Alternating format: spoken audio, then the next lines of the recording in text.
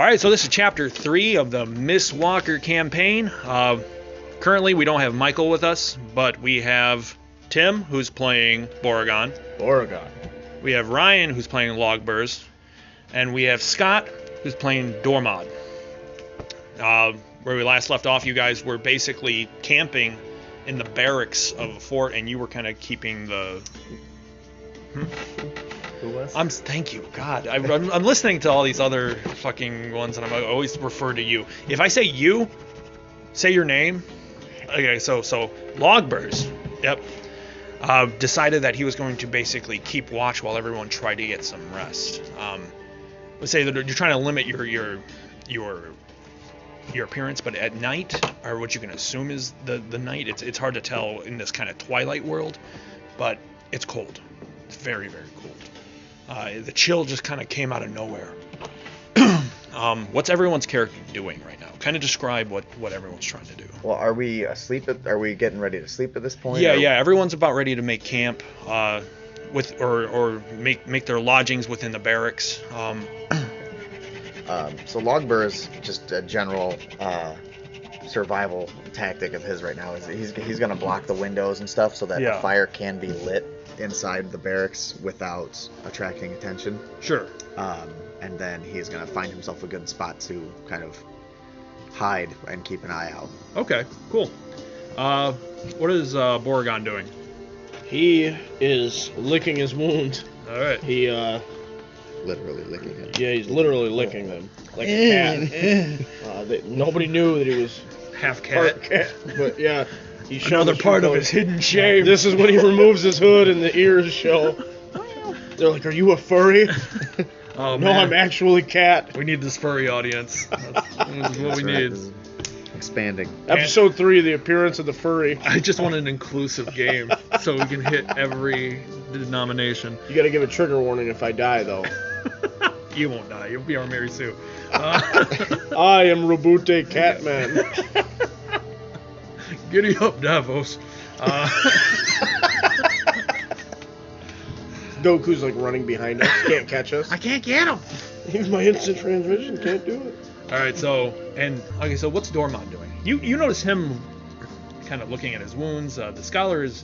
Oh, I did bandage him up, right? So did we do that last time? Yeah. As soon as the fight was over, when I got to the battlefield, I bandaged and patched you up as best I could. Oh, okay. I was just going off what I had on here, so I still have a gaping wound, or is that? No, you do. Okay. It will go away as time goes. Okay. Yeah, I think I gave, because I'm pretty sure the things I did was I stitched you up, I gave you a potion, and I bandaged. That's right. Then I was on the cart. Are you going to change one of your aspects? Yeah. What do you think you want to change it to? I don't know. Something with quickness. Quickness? Yeah, because I wasn't using the other one, so. What'd you get rid of? Just for... Suppression of wrath, but I think he's moved past that. Okay. He's a little more willing to kill these things now. He feels like he has more control of himself. Yeah, he's become more accepted by the group, so he's you know what I mean. He's moving past that constant shame. Yeah, we're gonna say Drund is sort of keeping to himself, quiet, in reflection of his hatred for Scholar. Yeah, and let's say the Scholar is actually making his way towards you. Where you're Lagburs? Yeah, wherever you're making your way. So you go to check on his wounds while he's kind of on his own. I'm still on the cart. I'm also making sure too, because we were planning to sedate everyone so they could actually sleep. So you're getting that ready as well. Yeah. Okay. I'm gonna create a drama scene right off the bat, between your two characters, Dormod and Boragon. Boragon, so what I want this whole kind of drama scene to be is you're coming up and you're, after you've set everything up, you're getting the sedatives ready, you're gonna get ready to sedate him. Your entire thing is you're gonna start talking about your wife and your kid, and what you want to do is you want to get him to kind of open up about his life. Like you're hearing all this stuff about his child and about like where he's coming from, and like it has some sort of connection with you, with some sort of resonance because you have a kid at home as well. But your life doesn't seem as anywhere near as idyllic as theirs is. Right. So the thing is, you want him to kind of open up, and what you do is, you do you. Like if you get him to open up, he gets a fate point. If you shut it down, like during the his attempts of friendship or whatever, he gets a fate point. So as time goes on, you walk up and you're ready to sedate him. Is that okay with you guys? Yeah, that's fine. Does that make sense? Okay. You go up and you start to everyone kind of describe what the inside of the barracks real quick. We never really described the inside of the barracks. The place that you're in. I'm assuming that it's lined with beds that are probably old and muscle or like rotted and stuff like that. Yeah, it's cluttered. There's old arms and armor that are kind of just thrown about the place, and we had to drag a couple bodies out so that they weren't stinking up the room over. The fate point. That's where the fate point. You got yourself a fate point. Hey, boy. What else is in the barracks? In the back, there's actually a. I like it. You get a fate point. We now know there's a back. I know. What's in the back? Nothing. I'm taking that fate point away. Empty space. No. In the back of the barracks, where the baths for like the beds and stuff are, there's actually a fully operating kitchen. Oh, interesting. To be used. Like a larder? Yeah. And kitchen with stove? That's interesting. You see there are stores of food. A lot of it's kind of molded and stuff because it's kind of gotten... You notice it's gotten a little bit wet back there. Yeah. But there's still a lot of usable foods. Okay. There are basically the equivalent of footlockers. Yep. With the personal effects of the people that were manning this barracks. Yeah. So we're kind of going through and finding all these different things that are making it more personal. Yeah. So notes to loved ones. Right. These are, it brings it home that these were people. It's not just like a random. Yeah. These were people that had lives, and there's letters from families and portraits and all that kind of stuff. Yeah. So what was taken away from right. It adds some gravity to the situation. So he walks up to you and he seems like he's ready to sedate you. As he's getting things ready, you don't have to suppress that anger anymore, so you just let it out. So you go up to him and you just kind of start opening up. No, think about Boragon, right? Yes. Yep. That's me. I know this has all been chaotic, but before I put you to sleep, is there anything you care to know about me, just to make you feel more comfortable about this whole thing? You're not trying to kill us, are you? Yeah, like you don't. Yeah, Go ahead. I suppose this actually brings up an opportunity for me to discuss why I'm actually here in the first place. It's just as what I said. I'm originally not from the north. I came from the south. But at this point, this place, I've been here for several years now, and I consider the north my home. I currently actually have a wife, and we're expecting a child. That cuts me deep. Does it cut you? Oh, that bitch. Does that? Yeah, I mean, he's like, it brings him back because he's kind of been lost in this fog. Right. You know what I mean? Literally at one point. Yeah. But yeah, I mean, it kind of lost its purpose. He's just in here to survive that constant fight or flight. Yeah. So that anchors him almost. Now I can't remember, was my son, or was it the? That was never determined. The result of the cuck. It was never determined. But you treated him like your son, right? From what I recall. So is it your first child? Is that what you say? Yeah. Yes. Yes, it is. But I've really I find the natural beauty and snow of the north. I sent my wife away. I wanted her out of the mist, but I wanted the opportunity to make this place my home once again. No, he's coming up with he's pretty genuine. Domod seems like he's a pretty genuine guy, which doesn't seem very. It seems kind of out of place with the rest of everyone else who just seems. I mean, they're genuinely themselves, but they don't open their hearts to that. Right. So he's just kind of like, and he's just coming out of nowhere and just telling you all this. Right. It makes him more human. Yeah.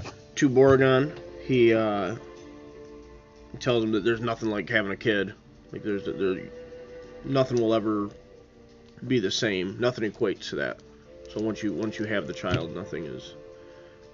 You'll never have a sense of purpose like you do once you have a child. So that hints that he has experience. Yeah. Sounds like you have a kid yourself back at home. I have a son. He's 12. Got little antlers growing out of his head, just like his dad.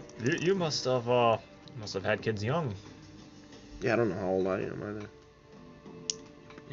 I remember you said you were like either in your 30s or 40s. Oh yeah, we'll say I'm in my 30s. So he's like not that young. Yeah, not super young. So, we had it all at one point, and this mist came out of nowhere and started devouring everything. So you both kind of realize that you're kind of doing this for a very similar purpose. How does Dormod feel about Boragon, and how does Boragon feel about Dormod? Boragon trusts him more now.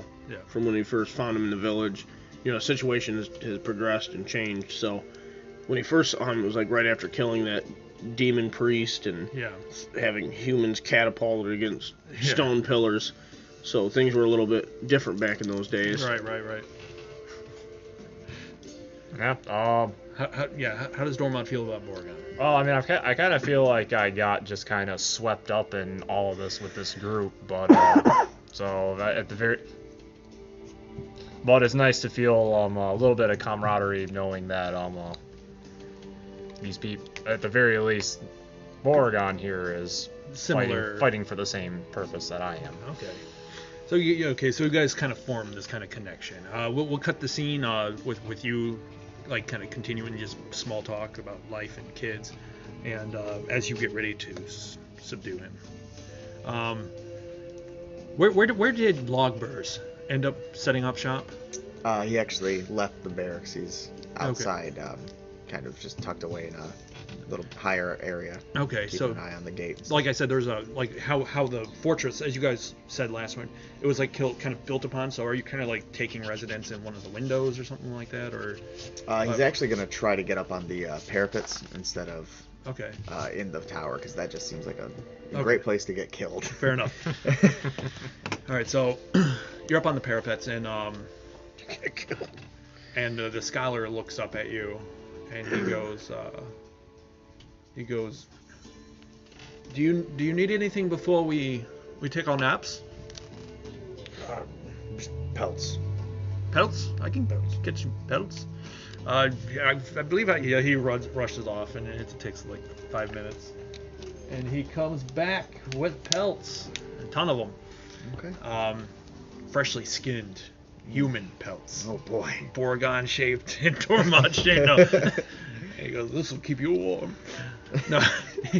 he climbs up and he goes, or he tries to climb up towards you. Do you help him? Yeah, I'll put an arm down and let him. Yeah. So with great strength, you lift his body weight with ease, and he stands up next to you and he says, "Ooh, a bit chilly." There go the pelts. Yes. It's funny. Do you have time to look at that book at all? I know we've always been on the walk. I have not. No. Now we're gonna create a drama scene where he's gonna try to talk to you. He wants you to kind of open up more towards human understanding, human thinking, and stuff like that. So, or he wants to get you more interested in human philosophy and culture and stuff like that. So that'll be his thing. And of course, you are a Vrill, and your whole thing is war and stuff like that. So that's where it stands off. He looks at you and he goes, "Well, you'll find many things. You'll find very interesting things in there. I think that you personally will enjoy, seeing as Vrill are meant for war, and war is all you do. There are many wars in that book. You can find lessons on how to wage war in there. Vrill could always wage war better. Well, there's a reason why we're up top. he grins at you with this little supremacy coming out of... Alright, so Lagburs is gonna cock his head, kind of like, the fuck? He gives you like a sly smile, like he knows he did that jab on purpose. Uh-huh. But like if you show like any amount of like yeah, he'll immediately shrink back. Yeah, Lagburs is gonna kind of cock his head, and he's gonna be silent for a second, and then he's gonna say, funny, because humans tremble when the Vrill raid their homes. Some do on the frontiers, yes, but our inner capitals are well protected. I've seen capitals burn. Perhaps. But no one stayed. They ran. It's like this. You look at the Vrill, and of course if the Vrill are being controlled, they attack as each seeking their own glory. Are you familiar with the Boraz in this location at all? No. The one thing about the Boraz is the Boraz are far more powerful than a human. Any human. A Boraz could crush a human's skull with his fists. But the thing about Boraz in warfare is that they're all in for their own personal glory.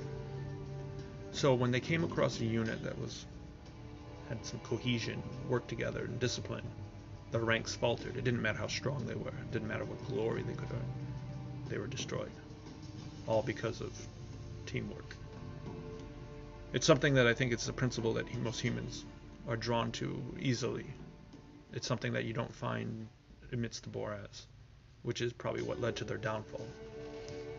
He kind of smiles and he says, if you need any help, or if we ever wish to talk about the books in here, at least you'll learn how to wage war better. Lagburs is kind of just nod his head and think, he's as best as he can. He's putting thoughts together, kind of just thinking about, how he could improve Vrill warfare. Yeah. And he'll kind of just nod to the scholar that conversation's over. Yep. So do you think he's a little bit more open to human philosophy, human war kind of thing? Yeah, he's kind of in his head he's mostly just trying to figure out what he can take to make the Vrill better at this point. Yeah. Cool. What does that say? Unrivaled? Yeah. Figured help with the rolling. He's still a little skeptical of really embracing human society, but would you say that's a step? Yeah. Okay, so I'll give you a fading point for that. All right. So as time is set, can Lagburs see in the dark? Obviously, he's a Vrill. Yeah, he can see in the dark. His eyes during the light, like your eyes are actually kind of acclimated best here because it's kind of dim and in the twilight. But like at full light, it's hard to see. Mm-hmm. But in the dark, you can see really well. Okay, so he's actually gonna kind of very, so that the scholar doesn't notice as he's leaving, he's gonna slide the book out of his pack and kind of open it. Look at the pictures. Yeah, kind of have it tucked between his arm and a couple pelts, and kind of look at the pictures. You look down and the barracks is on fire. Right. All right, so you guys make your way. So everyone's sedated. You're in watch. How does everyone feel that their lives are kind of in the hands of the Vrill? Yeah. I feel at ease for the first time. So whatever he's giving me, it's nice. Right. And I like it. How do you feel about the Vrill and trusting? I'm assuming I don't really know how I feel about it as a whole. Right now, I'm kind of just assuming he's a Vrill among humans. There's got to be something more to him than just a standard Vrill. Right. Yeah, because that's very rare. All right. So as you guys are administering the drugs, you all fall out. I'm trying to think. Because I'd have to set up some sort of contingency if, like, by chance our rest was interrupted by whatever. So maybe you or the scholar can stay up, and then you and the scholar would have shifts. We would have to switch shifts as well. Yeah. So do you want to go under first, or do you want the scholar? I let the I'll let the scholar go ahead and decide what he wants to do. I can go either way. The scholar said he'll make sure to wake you up. All right. Here's what I do. I say, before I go under, I'm going to instruct you on something. I reach into my pack. I pull something out. Smelling salt. Smelling salts, and I say, if something happens, put this under our noses. Yes, yeah. Okay. I leave it in your hands. You fall out. Who wants to play as Boragon's son? You get a fate point for playing as NPC. I'll do it. All right. So, in this scene, basically you are taking off. This is your son is coming to you. This is probably he's 6 or 7. You've gone in the woods. You've secluded yourself. You've gone ahead. This is Boragon, by the way. Boragon has secluded himself into the woods, and now he wishes to come back, with fresh kills and furs and blah blah blah. You want to ask your father why he doesn't want to live with the family anymore, and it's something that's been pressing on your mind. It's a little 6-year-old mind. You don't know much. This is just how he sees it, or am I actually? He sees that you kind of left them. I just spend more time hunting and. Yeah. Okay. You provide for the family, but I don't linger. Like I come back and drop off. Yeah. I gotcha. It might be a shame thing, a pain thing. This is early. So, you go to you're pretty much ready to drop off all these furs and pelts and meats and venison for the family, for their larder, when you finally muster the courage to confront your father. All right, so go ahead. All right, so you're about to leave. So I've dropped stuff off, and I'm. Do you want to add something to the scene? Descriptor. Everyone add a descriptor to the scene. The white elk makes periodical visits. We can say that the white elk is actually not. No, we can say the white elk is not far from here. I just see the white elk every time I look at my son. I just see it like in the background, staring at you with abnormally human eyes. Everyone just pretends that he's not there. And it's in the fog with us. So what are you gonna do? I as he's walking out the door, I run up and grab his sleeve. I turn and embrace him. It's not his fault, and I try not to make it about the kid. Just every time I look at his face, I just see that burly man next door. Yeah. Not myself. Yeah. And I don't know what the truth is. That's just how it comes out. Yeah. Exactly. Boragon loves the kid. Yeah. And he's always raised him as his own, but it's so hard for him to. Yeah, it's too painful. Can't you stay a little bit longer? I pull back and close hand, just fist this kid in the cheek. Your fist connects with his cheek and it crumbles into dust. All right, that's the end. Good scene, guys. Yeah, he's asking you why can't you stay a little bit longer? I always try to shield him from the reality, and clearly he is picking up on something, but I tell him that I have to go and get more things for him and his mother. Yeah. So that they can live a happy life. You just dropped a lot off. Isn't this enough for a little while? I try to play it off and make up some kind of excuse that would make sense in his mind that you never have enough. Yeah. You know what I mean? So you basically tell him you'll never have enough. Right. Basically, his mother needs to work these pelts and whatnot to be able to sell them to make more money for the family. As you guys are talking, the white elk emerges from to kind of like critique the harvest sort of thing. Like you see this a chance to ruin this moment. Is it the guy or the? Take a shit on everything he delivered. Yeah. So you as you say. Well, like in the threshold of our hut, of our home. Well, this is like right outside your home. So right. Yeah, he caught me as I was leaving. Yeah, and then like you see the white elk looking at the cart filled with goods and pelts and stuff, and you start to critique. That's a small haul there, Boragon. So he wanders across whatever kind of thoroughfare or whatever exists in this little area. Yep. And I'm talking to my son, and I hear this son of a bitch behind me. And no one talks about my mother like that. I ignore him at first, and I I keep talking to my son, Boragon 2. Now you like him.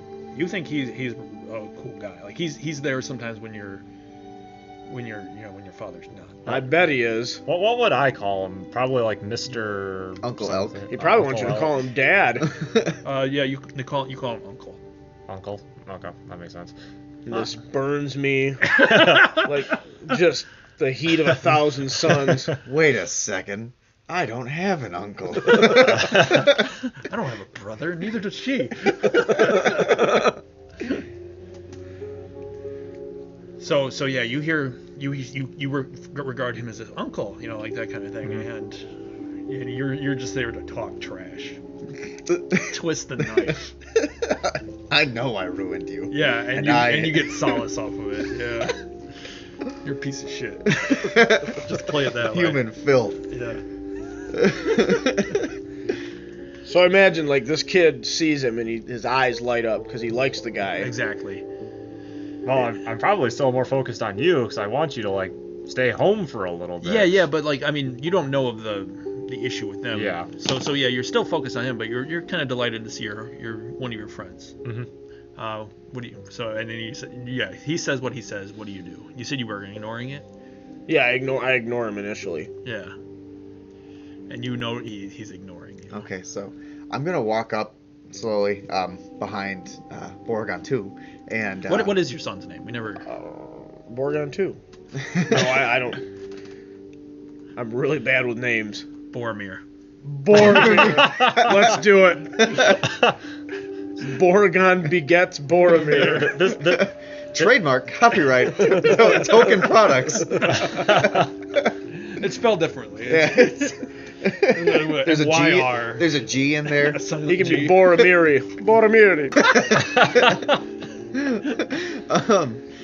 I'm gonna walk up behind Boromir, and I'm actually gonna take the elk hat off and put it on him and say, "Come on, son, let's go take this to your mother."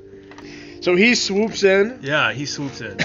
And I finger my dagger on my belt. You notice the gesture. How does that make your character feel? Oh, he doesn't give a shit. Yeah, he's like, imagine he's got the kid by the shoulders. He's Yeah. like, you know what I mean? Yeah. So as soon as they turn to like go into the house, I'm gonna slip away. How does? Okay, so when it's time to wake up, you get the scent of smelling salts, and you're up. You've probably slept for a few hours. It's time to swap. How does your character feel? I'm gonna actually roll your. You're trying to keep your emotions from that dream, and you're trying. You can roll either careful. I'll go for it. You can either roll careful or you're forceful. Either you're forcing the feelings down, or you've had these dreams before and you have like a process. All right, can I invoke any of these? If you spend the fate points, you can. Okay. Yeah, we'll do that. But if you fail automatically, I'll give you a fate point. If I fail automatically? Yep. Okay, so where like I have to. Okay, yeah, I'll do that. Where I have to play the. Yeah. Okay, yeah, that's fine. All right. Take a mild take a mild consequence. What emotion does this make your character? He wakes up pissed off. So it would put angry. So yeah, you wake up pissed off. As you are coming to, you see the scholars also waking him up as well. The thought that you thought the shame, you thought it was behind you. It's still a lingering wound, perhaps one that's healing, but it's still there. The scholar looks at you and goes, "Are you okay?" I just shrug it off. It was a bad dream. I'm gonna leave this one asleep for a little while. I think he needs his rest. He says, pointing at Drund. Let's kill him. Now's your chance. Okay. Sure. I kill the scholar. He turns into a slithering mess of snakes. He wasn't real. Scholar walks in. What did I miss? He says he's just gonna leave him to sleep for a little bit longer, and he starts to wake you up. You've uneventfully, like reading through the book, you found some interesting tidbits, mostly about the war with the Boraz. You don't really know how to read, but the pictures are pretty self-explanatory. It shows like battle formations, maps, and cartography. But you notice one thing is like the majority of the book, you always see Garrik is a continuing name. So like Garrik is the hero. Garrik did this. Garrik did that. Aided by Vladimir Ren. You know, that sort of thing. But other than that, like it's mostly, it seems like a book about this one guy, and he was just a leader, not a soldier.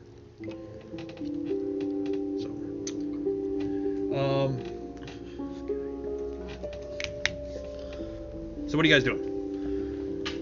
I probably should relieve him so he can sleep. Okay. So I'll. You go up. Yeah, I'd have to find out where he was. Yeah. So I asked the snake scholar.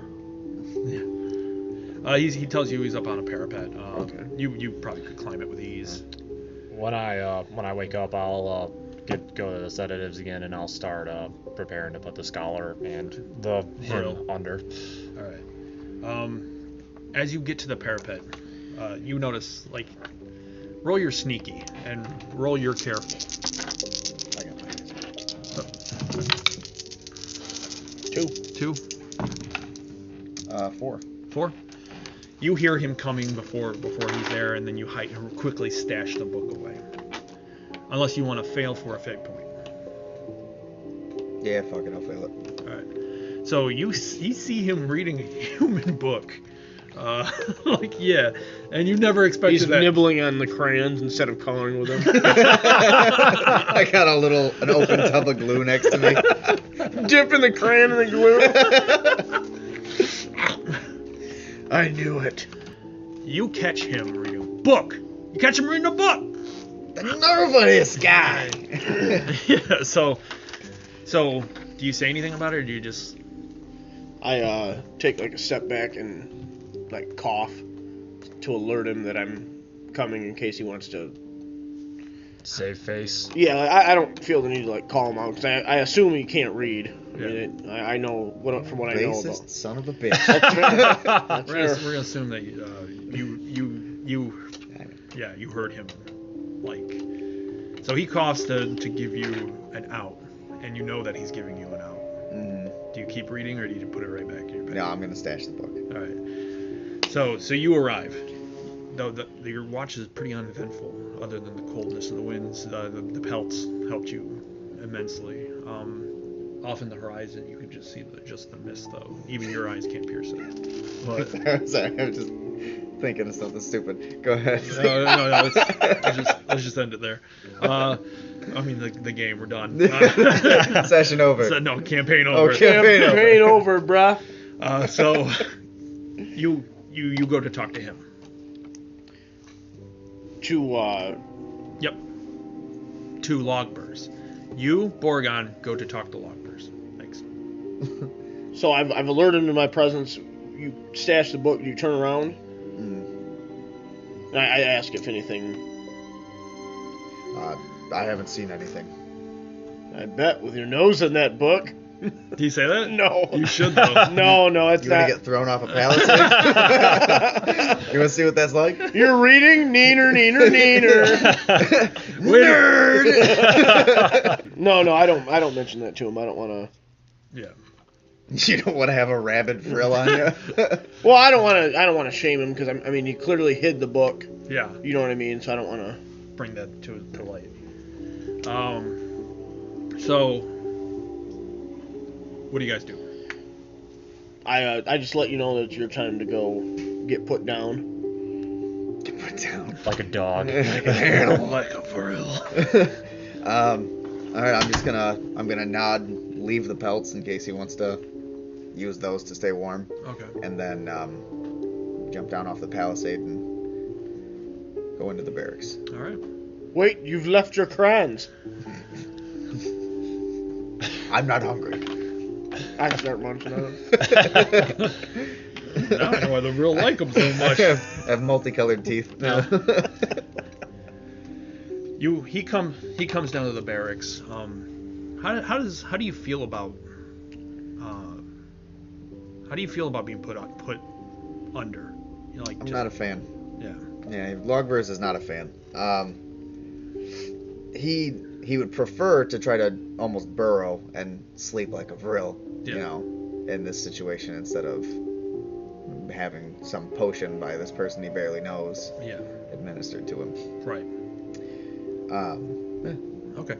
So you sense some apprehension in him as you're about to give him the concoction. You seem a little tense. Lagburs, right?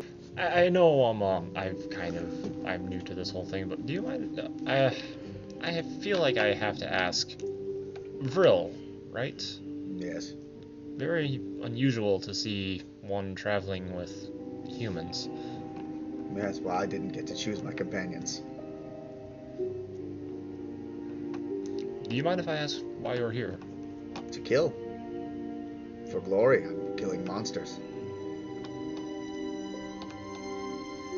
So you enjoy war and combat and such? I am Vrill. I'm a Vrill. I'm a fighter.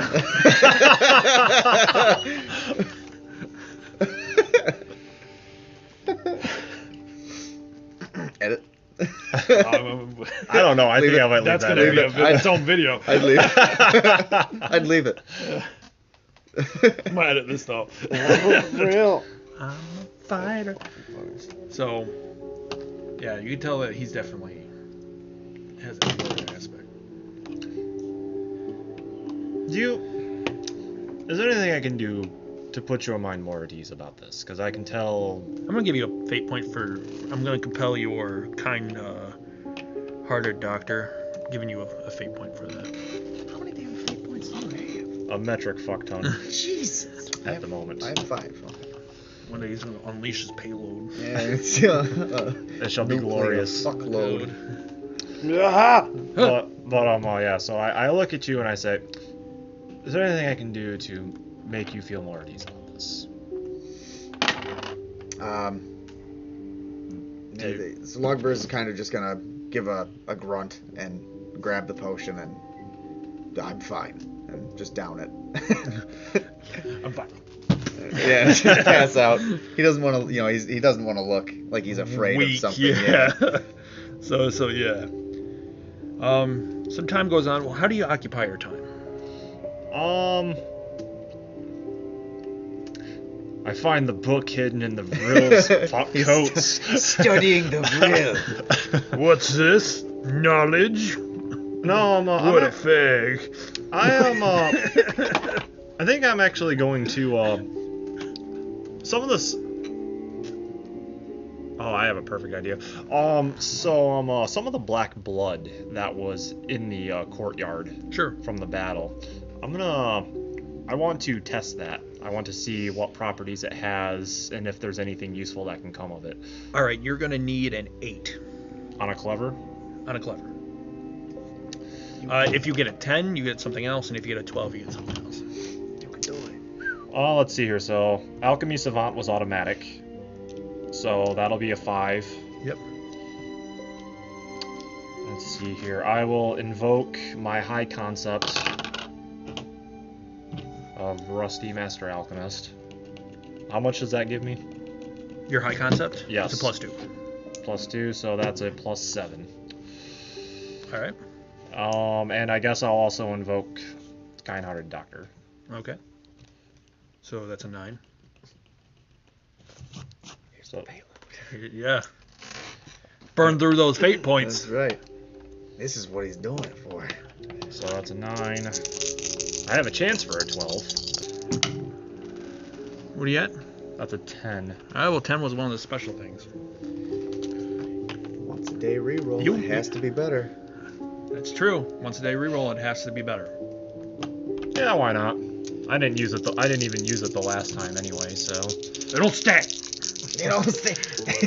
They don't roll over. They don't roll. That's better. Technically better. You can always tag one more thing. I guess former Enclave member would give me that. Well, technically that's trouble. I don't think you can tag that. No, you can. But did you tag? Yeah, I tagged Rusty Master Alchemist and Kind-Hearted Doctor. So, and then with the plus, so let me see here. That would put Alchemy Savant plus 5. You're at 11. 7. You're at 11. 9. 11. What about Suppress Wanderlust? Actually, yeah, because this would be exploratory you're in nature. experiencing a new thing, and yeah. And you're kind of leaving the barracks to get satisfy my own curiosity. Yeah, yeah, well, I'll go with that. Yeah, that's fine. So you're like, I better guard these bodies. Blood? What? Time to wander. I'm trying to be, at the very least, I am trying to be discreet. Oh, so 13. All right, you can ask 5 questions about the black blood, and I'll give you as much of an honest answer as possible. And you guys can help him come up with questions too, because he's really smart. Okay, so what are you thinking first off? Oh, let's see here. Well, we need to know more about the nature of these actual creatures themselves. Is there some, like, what's different about this blood compared to, like, say, human blood? Is there if it's, like, something bad, can we, like, reverse these effects in these creatures? If so, how would we do that? That's a good one. If we can kind of reverse engineer the blood, you know. So first start off with a base question to kind of get an understanding of the blood, and then ask that, make that one of your last questions. Okay, yeah. So the big thing that I guess I would need to know first before I could really make any assumptions about anything is, what is the primary difference? Because I assume, being a doctor, I know a lot about human blood. Yeah.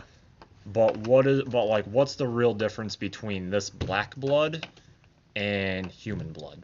Okay, so this is more of a sludge. It's more of a sludge-like kind of blood, but you can tell that the only difference is it's diluted by something, and but at its base, it's any other sort of mammalian type of blood. Well, what is it like? What is that dilution though? From what you can tell, it's probably something esoteric. So it's magical. Yeah. Okay. Now, do you guys have any ideas for asking questions about this blood? He's trying to figure out about what you guys are fighting based on looking at this blood. Can he find out where the magic, kind of, I can't even think of the word, where the magic is kind of, from, where that kind of magic is used? Okay. Do you want to use that as a question? Yeah, sure. I mean, I was born in the Southern Kingdom, so... You know about ESO. I do know about ESO magic. Yeah. So you do know that ESO magic usually comes, these kind of creatures have been birthed in your world before, but in very small scale through aggressive magic. But you notice something about the blood splatter and about the indication of where it's coming from, is that each blood splatter of these things seems to form a shape. And a shape that sort of points in the direction of something. And the direction that it seems to be pointing is the way you guys are going. So that's good. At the very least, that's good to know for him. The Boragon for tracking and such. All right, so that's 2 questions. You guys have any more questions about the blood? Does it work? It almost seems like it'd be a defensive feature more than actual blood. Because these things, their anatomy doesn't work like ours, right? And their blood is acidic, almost acidic. It makes you sick. It turns you into one of them. It seems almost like it's a defensive feature more than it is a bodily, function. Yeah. Yeah, because that. Well, I feel like that would kind of fall in the first question of what's the real properties of this blood, and how is it different from human blood? So, you can see the major difference is the blood in itself is almost like it seems to be what's regulating the life force of these things. So it's almost like all other sort of organs that were once used or were made superfluous, as this blood seems to be a major organ in itself. Oh, okay, that's an interesting point. Is it like a parasite? Is it something that... Do you want him to ask that question? I'm just putting it out there. I mean, it almost seems like it's hijacked the nervous system. kind of the... Yeah, like it's running the show, and I don't know if it's... Is there some degree... I guess I'll ask that, like, because you said, like, the nature... Like, is the nature of the magic in this thing... Parasitic? Is it parasitic, or is it more like mind controlling, or anything? You found that, like, okay, so when you guys remember the first Abel, how he was bleeding his blood into those things, he seemed to have some sort of he had some sort of control. It wasn't really mind control, but you could tell, like, the people there were tired and malnourished, but they had full larders of food. So you could tell that, yeah, these things have some sort of parasitic quality where it slowly takes over. You're not sure if Abel had, like, would have been slowly turning those people into monsters themselves. So there is definitely a parasitic quality. Okay. What question is this? 4 or 5? I think that's 3. So this would be question 4. You guys have anything else or that you guys can think of? What blood are you analyzing? The black blood that comes from, like, the creatures and stuff. Right. Are you like? Are you observing it, or are you just going from memory? He's doing tests. I'm testing it right now. Like, he's using different, like, alchemical formulas to check out what it does and stuff like that. And I'm saying that these are the questions that can become answered through his use. Can it be weaponized in some kind of way against the creatures? Because I don't know. It's acidic, but obviously it doesn't affect the creatures. Like, I guess we can make that question 4, but question 5 is definitely, can I reverse engineer this to cure this and make it regular mammalian bloody? Right. You find with certain regions, like different types of alchemical components that actually make it where it hurts the blood itself. So like almost like fire, it courses through it very slowly, but it's something that would probably no doubt cause searing pain in the creature and probably slowly kill it if it's not stopped. So it's something almost kind of like oil catches fire a little quicker than what I'm imagining this thing to. Yeah. Maybe something more like I don't really have a good comparison for this. But yeah, it's a slow. Fire's explosive, but it's like it's a slow burn. It's a slow burn. Yeah. Okay. And yeah, then question 5 is, can I cure this? Can I fix this? Can I make this regular mammalian blood and cure this ailment? With everything that you have at your disposal, no. This seems like it's some horrific. You might be able to change it if you catch it early, but if someone makes a full change, they're practically dead. Do I know of, even if I don't have it on me, do I know of anything that could? That's exactly what I was kind of figuring. There's nothing that you've had on the Earth that you think, based on your knowledge of the properties within, that could transform one of these people. It seems like something dark and evil or wretched, something far beyond this world, has hold on them. I record all my findings. Okay. But I think to myself that I either need another alchemist, or more time, probably. More time. You might. That's another thing. Is like you've spent quite a few hours and you've learned a lot just through your base exploration into it. But you recognize that if you had more time, maybe the answer would come to you. But there's nothing that and there's still a lot of ingredients and alchemical things of this world that you haven't tested. So that you don't really know the properties of. So maybe down the road there might be something. There's hope, but it's not tenable right now. All right, so you just ran out of questions, son. No, I'm not asking questions about the blood. Sure. Do I still have contact with my old master? I would say it had been a long time, but probably. Do we have anything close to? Would there be anything maybe along the lines of like a messenger pigeon or something like that in this castle? In a pigeon? No, but I mean, we could say that if you spend a plot point to get to once per session have a potion that solves a problem, you can have a potion that kind of creates this mental link between you and your master. I wouldn't have guessed a potion could actually do that, but it might be something that you and your master have developed together specifically for you and your master. I'm okay. But you have to spend a plot point for that. Yeah, I'll have a conversation with him about that.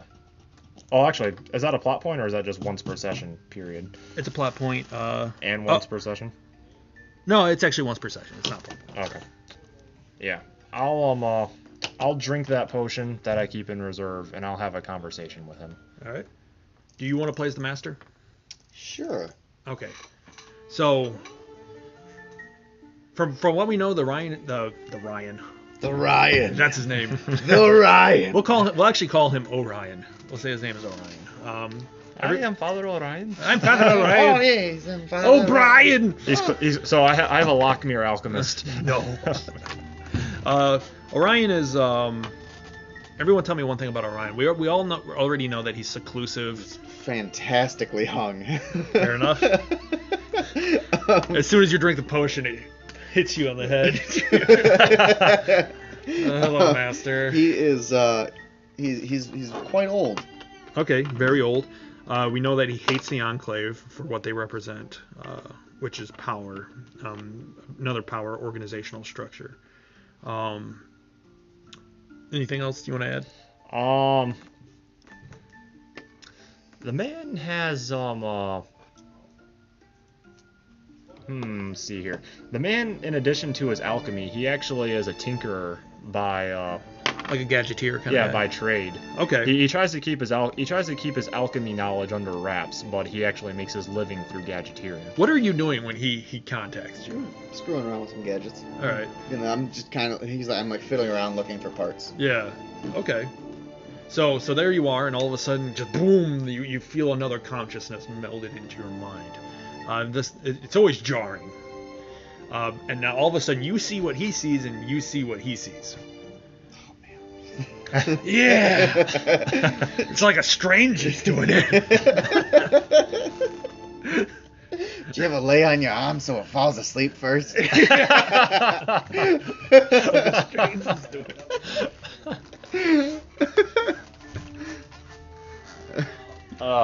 Do I know it's him? What's that? Do I know it's him that made contact with only me? one person you have. Okay. He left you a long time ago. Okay. I'm gonna assume that I'm not angry, but it's almost like a grandfatherly. Yeah. You're not angry. You're just disappointed. Yeah. Oh, Dormod, how are you, boy?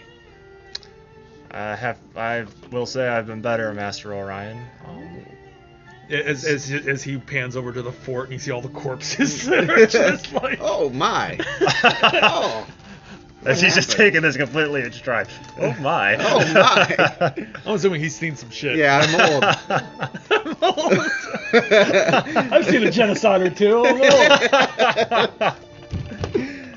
I mean, I don't really know. I personally don't know a ton about the Enclave, but I assume Orion's seen some crazy shit from him. So. Yeah. Oh yeah. Definitely. They're really not good people. Not good people. Yeah, go ahead. Yeah, it's I know it's been a long time, but it's good to hear from you. Yes, yes, it has. What have you been doing? What have you been up to? I need another time to catch up. You never visit me. I'll tell you what. After this current fiasco I'm currently dealing with is finished, I'll take my wife out and we'll come visit you. Oh, good. I think you'd like her. Can you see what I'm seeing right now? Yes. I'm in the north right now, and there's this mist that's rolled in. There's all these creatures infected by this black blood. I have all the properties. You know the name of them. They're called Zesili. Zesili? Mm-hmm. Okay. Zesili. Zesili. All right, go ahead. That's what you Southerners call them. Okay. That's what the creatures are? Yeah. They're the product of magic gone awry. I was just testing this blood. This is everything I can tell. This is everything I know about it to this point. But what I'm having difficulty with, and something I feel like if I had more time, and what I'm hoping for, just another perspective or a more wizened individual than I don't know how to fix this. I don't know how to reverse engineer this to make it regular mammalian blood again.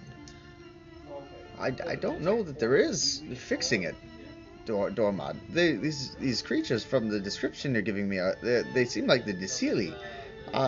Zicili?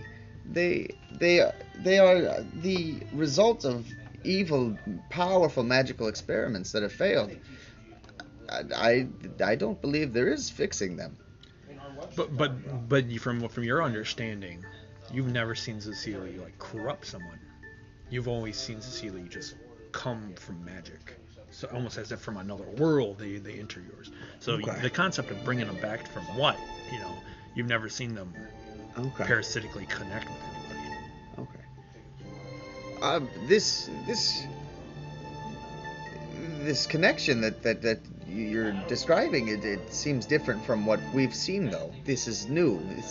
Yes, this black blood it's parasitic. It's not just like these creatures poofed out of existence. These are actual creatures native to the north that have become infected with this. I see.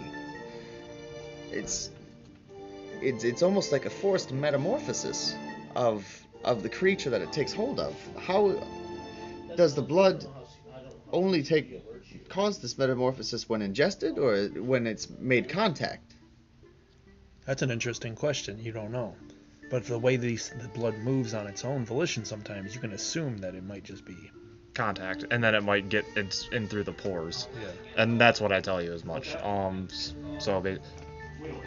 Honestly, I'm not completely sure. I'd have to spend a little bit more time testing. But what I can tell you is that this blood does seem to have a certain degree of sentience. So, and it seems to move on its own to some degree. So I can only assume that if you make contact with it, it is very possible to become infected by it. Ingestion, I just imagine, would probably be the guaranteed method to become infected by it. How do you mean it has sentience? It moves on its own. How? One of the things I noticed during my testing was that when the blood splatters, whether it be spilled by knife or just dumped somewhere, it all points in a direction. It forms a shape pointing in the direction that myself and my traveling companions at the moment are moving toward. Perhaps the blood is pointing to where it's strongest, where it's coming from, so that it may rebuild into something else. Then it kind of like comes to you that if whatever it's pointing towards, if he can get to that source where the blood stems from, it's theoretical, but if you destroy the primary source for the blood, perhaps it will revert the changes that the blood has caused. But that's very, very, very theoretical. Yeah, I mean, it's a hypothesis. It's happened before with other magical disasters that ending the source of the magic has caused the disaster to break down almost as if it was no longer being powered by something. If we cut off the magic supply, you could, in theory, the creatures would turn back, unless this parasite has fully absorbed the host. At the very least, you'd stop their production if this were the case, but it's like to be very dangerous. That's a lot of magical power. I suspect, though, that if nothing else is done, the entire North will be consumed before long, and then... I'm going to say, as you were saying this, you feel like the connection you have with him, like the chemicals, are starting to fade away. It looks like our time is almost up. I do have more of the potion, and I suspect I'll be in contact again soon. Thank you for your assistance. Yes, Dormod. All right. So you are currently up there. This is everything that's going on. While you're up on the parapet, you see what looks to be birds flying off in your direction. Towards us? Yeah, almost like in a V shape. But then as you watch the birds, like you see swarms and swarms of birds. I want to try and hide. All right. Alfred Hitchcock would be so proud of I know. That's what I was thinking. As you hide, roll your careful. I'm going to say you successfully hide on your own, so you don't have to roll sneaky, but roll careful too.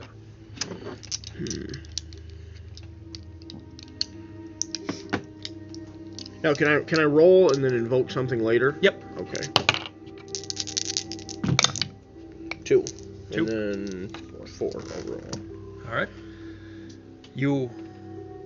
All right. So you basically you hide yourself away, and you recognize as these things are flying, they're not birds. They look more like mosquitoes, but with the wingspan of birds.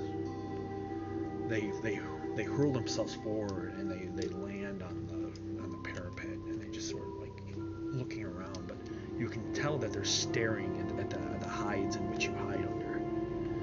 With one eye, you peek and watch as the swarm kind of swirls together and starts to make the shape of a person. As it's making this shape, this person is huge, probably around 8 foot tall, 9 foot tall, around there, and he stands at the parapet. Everyone describe one feral feature or one nightmarish feature about this 4-armed giant. Is he like a solid form, or is it just a mass of?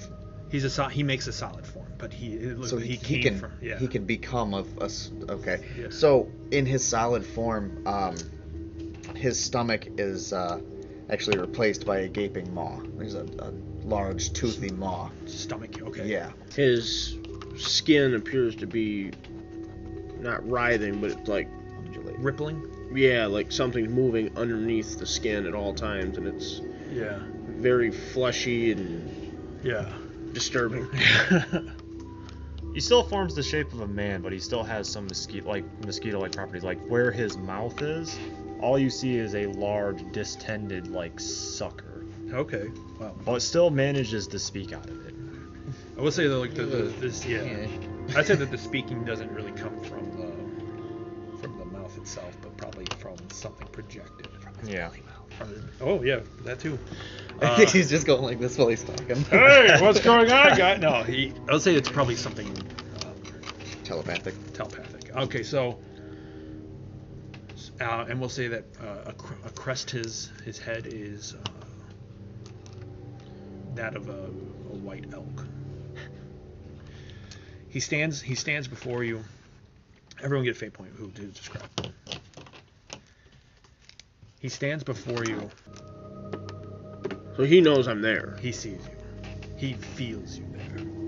He goes. He probably doesn't know where you're at, but he looks around the parapet, and you can tell he says, he goes, "Come out, little one." What do you do? So I hear this. Yeah. Like I heard the alpha Yeah. dog. Is he looking at me? No. Okay. Do I see the mouth Yes. on his torso? I'm assuming that his body is adorned with bones and different types of armament that's fitting like feral Boraz, like the Boraz that lived deep into the steppes, untouched by humans. But he seems to be stepping down from the parapet onto like the actual balcony part, and he's walking around. I'm gonna shoot at him. You're gonna come out and take a shot? Yeah, I'm gonna try to. Can I create an advantage because I'm hidden? You can create that advantage right now. I'll use sure shot. I'm trying to create a lane. You know what I'm saying? Yeah. So sneaky. Yep. Oh. That might not be good. What'd you get? Not good. Because I'm using sure shot in this also. Yeah. So I'm trying to create advantage, so I get +2. I have to use the fate point. Yep. Okay, I'm gonna use another fate point to re-roll these. Is that better? Not really. All right, what are you at right now? It is better though. Okay, well, I'm at 4, I guess. All right. Wait, with the +2 and your sneak. Okay, so 2 and then the +2. And then the +2 from this. So 6. You have an invoke on this guy. You could have free +2 if you wanted to. Okay, to make it an 8? No, I mean when you want to decide to shoot gotcha, him. next time. Gotcha. Yeah. So you hear him still continuously, and he goes, I do not wish to hurt you, little one. I wish to deliver a message.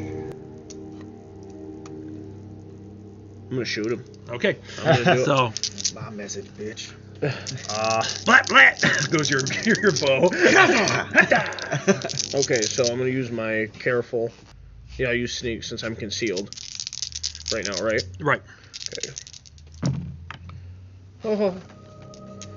Okay, so I'm gonna invoke the advantage. Yep. I'm using sure shot, so I need a fate point for this, right? Yep. Okay, so that's +2. Then 4. So I'm at an 8 right now. You got an 8? Yeah. He might change his mind about wanting to hurt you now. I hope. You unleash the arrow. It soars across. Unbeknownst to him, he sees it in the last second, and as the arrow strikes forward, it hits him square in the neck. You can actually lower your. Right now, you have 4 on him. You can actually lower it by 1 to give yourself a boost later. Another +2. Sure. Okay. So right now you're at. The boost is basically you have a bead on him. You know. So you hit him square in the neck, and he falls down. You have the advantage over him. He holds onto the wound as it pusses. You watch as a small little mosquito, smaller than the ones in the sky, bleed out, drenched in that black blood. And he looks at you and he goes, do you wish to make war? What's that? Do you wish to make war? He speaks to you even though blood gurgles out from his neck. And I hear it's telepathically, right?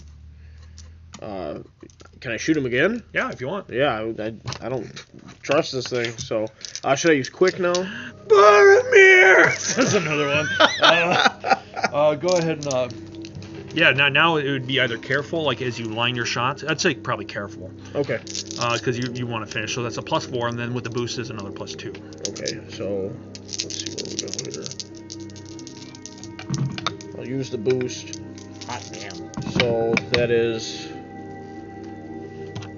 So it cancels out, so it's +4, and then so it's 8 again. Yep. 8. Yep. All right. This time the shot. Where are you leveling the shot?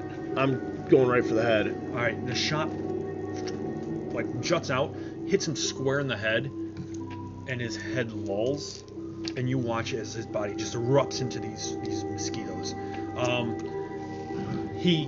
You definitely feel like he like all this like mosquitoes within you. You can definitely sense the pain you've hit this thing as every mosquito around you starts screeching and screaming, and then they hurl themselves at you. Oh. And I'm going to use a fate point to tag your already wounded location. So 5, 6, 7. So 7. Okay. Do I roll against that, or do we? Yep. Okay, so probably my quick, because I want to get away from him, right? Yeah. Or can I sneak down the? Like, I want to get out of the open here. I want to get probably down sneak into wouldn't work, but you could try to quick your way off the parapet. Okay. I'll just use that fate point to re-roll these. Sure. Is that better? A little better, yeah. So you got a 4? Yeah. All right, so you just take 3 stress. So you just mark Well, that. hang on. This is 3, 4, 5.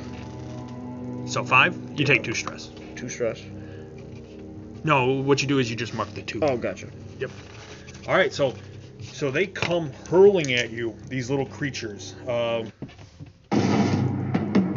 You basically, you're like, fuck this, and you leap off the parapet, kind of like doing your parkour down the thing. As little creatures come, small ones get onto your skin. You just slap them off, but you kind of pull a muscle as you are making your hasty retreat down. Right. You look up to see that the tower is swarming with these mosquitoes. You're so busy talking to your master. Wait, am I still outside? I thought I was. I figured I hobbled up in another building or something. Oh yeah, sure. You can say that. Because I wasn't gonna stay outside because I didn't know who would be watching. But you look out and you see this. You see, you come running down, and you watch as the swarms start to just like descend and start to take shape as like smaller forms start to form into men, like your guys' size. But hideous like the figure that you saw. Multiple forms. What do you do? I'm gonna try and get inside. Roll quick. Oh. 2. You can succeed at a cost. Sure, let's do it. Get a fate point.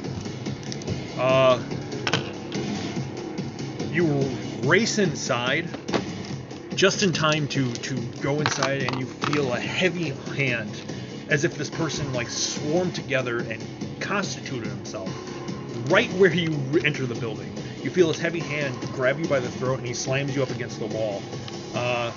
He looks you over and he says, "You already reek of it." He drops you, but the others do not. He steps outside. You realize that these things are basically hovering around the barracks. They probably don't know that people are in there, but you recognize that they... I need to get in and wake people up. Yeah, because they're gonna be fucked. If they find them, they're fucked. Yeah, so I'm gonna see if I can. I'm gonna see if I can get into the barracks without alerting those mosquitoes. Okay, roll sneak.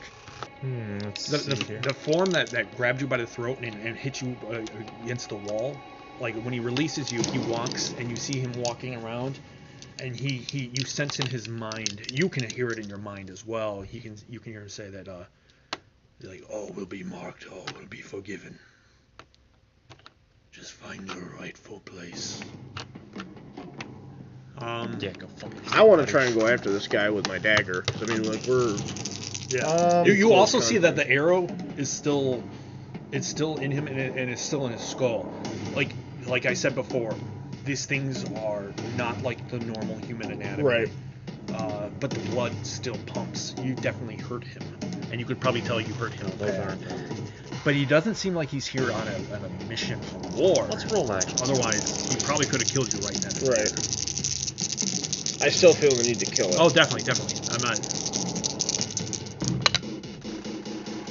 So it'd be neutral. If I was to just go with that sneaky would be 1, or the quick would be 1. You can succeed at a cost. You also have a bunch of shit like kind-hearted doctor. You're doing this to save lives. That's true. Determined family man. You're doing this to save your family overall. So you can use your fate, your treasure trove of fate points. I only have 6 now, and I feel like those are about... Oh, lordy lord! Only 6 fate points! I feel like I'm about to burn through those, like, What a fucking tragedy! 6 fate points! I'd give my left nut for 6 fate points. God damn it. Is this son of a bitch asleep? Yeah. I'm gonna go wake him up. You gotta wake him up. That's what he's trying to do, but he's being stingy. Yeah, I'm fine. I won't be fucking stingy. I'll burn these 2 goddamn fate points to appease you. All right, so you're doing it sneakily. I was gonna just see if I could find a route in there that wouldn't alert them after. Should have thought of that later, doctor. Earlier, all right, so you not later. Stingy What's ass. that? You said later, not early. I can't do it like as I'm trying to sneak. I'm gonna edit it out and put late earlier. Can I do it as I'm like trying to sneak? I'm like, wait, is there just like another route? You got there. Yeah, you're done. All right, you reach the barracks without being seen. You hear this thing. It's talking about people being marked, being scented. I just pull out. We need more for the war, is what it's saying. I'm kind of listening to it with half a mind because I'm basically just pulling out the smelling salts and I'm just like, wake up. You come to just in time to hear this thing enter your brain, and you hear the voices projected as if saying you must join our war. You must find that solution. I was like, we got problems. You look out the window, or you look out the door, and you see like this man-sized mosquito fly by. So you want to rush at this thing with the dagger. Yeah, basically, I know what they're trying to do, and I want to stop them. And I can see the writing on the wall, so I need to hurl myself at this guy. As you hurl yourself forward, you watch as one of the smaller man-sized ones comes to pick you up. It's hideous. It looks like a cross between a man and a mosquito, but you recognize that it's donned in the armor of Rorik. Of what? Rorik, the Empire. Oh, okay. It comes down with gold and blue, and it almost comes down to like pin you down. What do you do? I'm gonna try and draw my dagger and like cut its head off if I can. I mean, I don't know how. All right. Let me use quick. Yeah. Okay. Oh, Damn. Quick and then 6. Just I'm on at 6 dice. right now. 6 so far, yeah. What are you at? 4. But Can I know that? I mean, is that? I mean, yeah. I don't want to like you metagame. know, I you just can wanna make sure know. I You can know. succeed. I'll even tell you that right now that this will basically, if you're fighting one of these things, yeah. This will clear its head off. All right, I want to. All right, so with pretty much like a flash of steel, you just slice through the thing's neck as it's floating through. It doesn't behead it, but it definitely directs its course, and it smashes into a nearby building, crushing it. You can still hear it's releasing some sort of noise from its head, asking to be put down, to be killed. Like it wants death. Cool, I'm gonna leave it. All right. All right, so you wake up. Drund is gone. Durunda's. Yeah, Mike's. Yeah, He's okay. gone. The fuck? The scholar is nibbling on his soul. Where's the scholar at? Scholar, you woke him up as well. Okay, so these two are still here, but Durund is. Drund is gone. Shit. Um, So I'm gonna kind of like quickly without looking. Before I notice that Drund is gone, I'm like Drund. I'm trying to wake him up to get him to come outside with me, and he's not gonna answer. So I'm gonna look around and kind of stop for a second, and God damn it, storm out and find the nearest thing and charge at Kill it. it. All right. You see as you come down, these mosquito-like beasts come hurtling towards you. You've seen smaller versions of these things, but these look like men and beast together. They attack you with perfect concert as a disciplined, coordinated assault. What do you do? I am going to. I'm gonna try to match their ferocity, you know. Yeah. And just stand and try to hold both at bay. Okay. So I'm gonna roll forceful. Sure. Mine are the lighter green. So I got negative. I'm gonna use my once a day reroll. Or you want to use this box instead? Sure. So. Well. Gotta be better. Yeah. You can keep the Oh, I could. yeah, Well, plus. But anyways, yep, there you go. yeah, I'll just say I kept that plus. All right. No, I'm fine with it. It puts me at a 7. All right, so as they come in, you match their ferocity, and you just kind of double clothesline both of them to the ground. Your musculature outmatching their own and basically sending them to the floor. You can coup de grace both of them right now. What do you do? Oh, hell yeah. How do you do it? I'm going to, my shield has the 2 spikes at the top. I'm going to spin my sword so that it's facing downward. And I'm going to slam my shield into the chest of one and my sword into the stomach of the other. Yeah. And kind of twist and just rip them both apart. They screech in horrid pain, and you could tell that they wish for death. And as you give them that, they whisper thank yous in your brain. You slice through the thing, and you're still making your way to the big guy. How far away from me is he now? He's like at the center of the fort, and you are. If you're sprinting at him, you can make it to him pretty quick. Well, if I'm far enough away, I'll just shoot him. Okay. I mean, I'm just as apt to shoot him. But you know that around you is a buzz, a swarm. Some of them the size of birds, some of them the size of men. This guy's the mosquito version of Rom. Is basically what I'm getting. Rom. Gears of War. Oh, Rom, yeah. Yeah. Badass. He looks towards you, and he seems like he's not even focused on you anymore. And he looks at you and he says, "You and I, we can wage war together." It echoes in your head. Do I hear that also? Yes. And he says, "But first I must break you." He starts moving towards him. You look out the window, seeing all this insanity. What do you want to do? I'm looking for I'm kind of going through my pack, and I'm just like, healing potion? No. Regenerative potion? No. Glowing light potion? Why the hell do I have this? Better drink it. You get high. And then I'm sitting here like, let's see here. Flaming sweat potion. This should do the trick. All right, roll to make it advantage. I'm assuming I'm using a potion, so clever. Yep.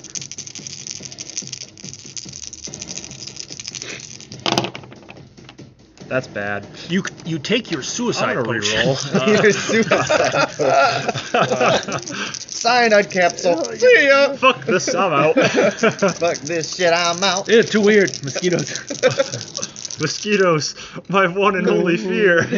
Tritonian hypermalaria. That's better. What'd you get?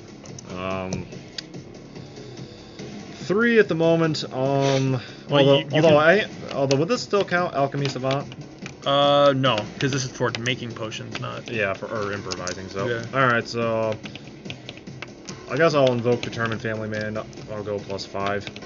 All right, that gives you you succeed with style, giving you a double invoke for this potion. You at any point you can narratively say toss it to one of them, and they can use it in their narrative for a double invoke, or you can use it yourself. Well, Flaming Sweat Potion. I mean, that's pretty helpful, right? Yeah. So you're coming at this thing from behind. You see that he's charging this thing. No, I'm going to try and shoot it, remember? Oh, you're going to try to shoot Yeah. it. Okay. Because if I have the distance, I'll just shoot it. Yeah. I'm just saying, as soon as you draw back, you see that's when they come, like another swarm comes making its way towards you. So what do you do? I want to try and get off as many shots as possible at this, because it's the alpha situation again. If we shut down the Wi-Fi, we'll be in a lot better shape, I think.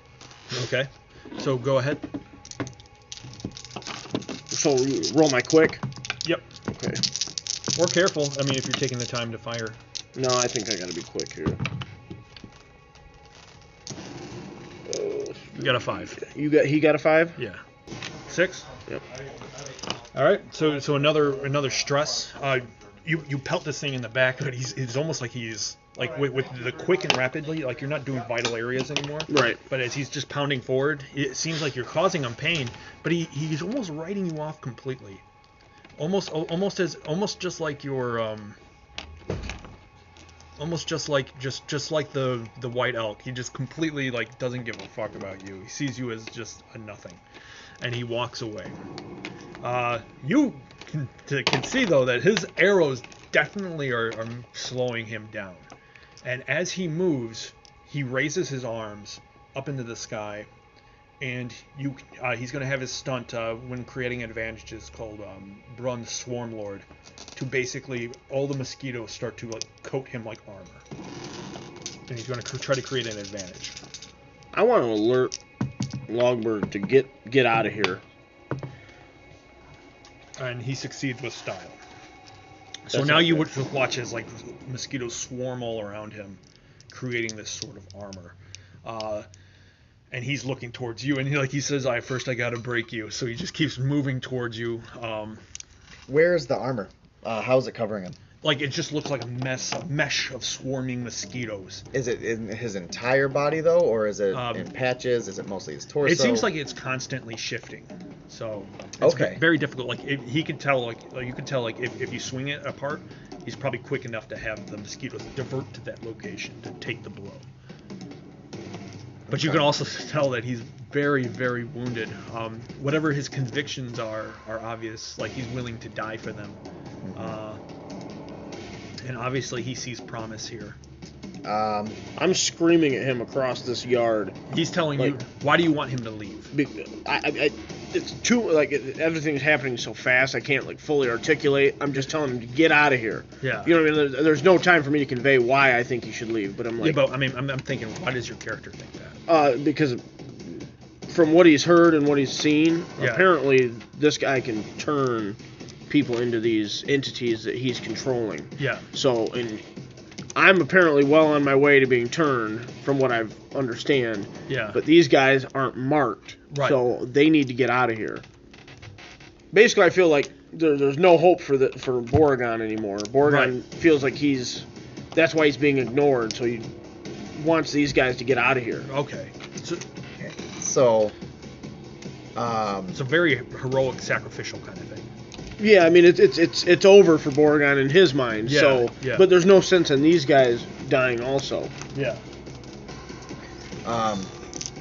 So Lagburs isn't gonna say a thing to either of them. He's kind of like he's kind of entered that state of mind where he's just ready for a fight. Yeah, he's going to fuck something up or he's gonna die in the process. Okay. So he's going to charge forward, and I want to roll forceful with this, so I'm going to try to word it in a way that I will be able to use forceful. Sure. He's going to run in with his sword and take a swing like he's going to attack the torso of this being, when in reality he is going to take the spikes on his shield and jam them into his knee. It's and a feint. try to bring... As a feint. Yeah. That's still kind of like I feel like it's a marriage of both. Like usually like if you do something that's kind of both, you take the weaker one because it's the one that's kind of holding you back. The careful one. Would that be clever and forceful? But I'll tell you what, if you do that, if you do it with, I think it's more sneaky, because it's a feint. So if you do sneaky, I'll say that he won't be able to use His advantage. Yeah. Would I be able to invoke his potion at all? If you want to say, hey, before you go, catch this, then yes, you could. Oh, hey, mosquitoes hate fire. Take this. So I'm gonna rewind a little bit and kind of fluff it out. Okay. And just say that as he was going through the potions and reading them aloud and stuff. As soon as he's like, oh, flame sweat, you're like, mine. I'm going out the door. I'm gonna snatch it. All right. It's like, well, I guess someone's using it. Right. So now, I don't even know how this potion acts. I'm not even gonna ask. Yeah. I'm gonna hold it in my hand. Yeah. With this, and I'm gonna do that feint. I'm gonna slam my shield into his leg. Yeah. And I'm gonna let the potion kind of smash into his leg with my, shield. Okay. So that it gets into the cut, all that fun shit. Okay. That was not the way this potion was originally meant to be taken, but I'm gonna go with sneaky, I guess. Okay. I'm going to fate point. I've got a plus. Oh no, I'm not. I'm not using. Right. So I'm at a 2 right now. I'm at a 4. I'll use another fate point. That could possibly get worse though. And you still have the double invoke of the potion itself, so. I do. Now with a double invoke. You don't have to spend fate points for it. Okay. Okay. It's a free. So invoke. yeah. So you have a +4 with the double invoke. So I'm sitting at a +4 right now. Yeah. Double invoke would bump that up to 8. Yep. So I can invoke it twice though, like. Yep. So I can spend a fate point. He succeeded with style, so if he chooses to, he can let you do that, and then boom, you get the double invoke. Yeah, go ahead.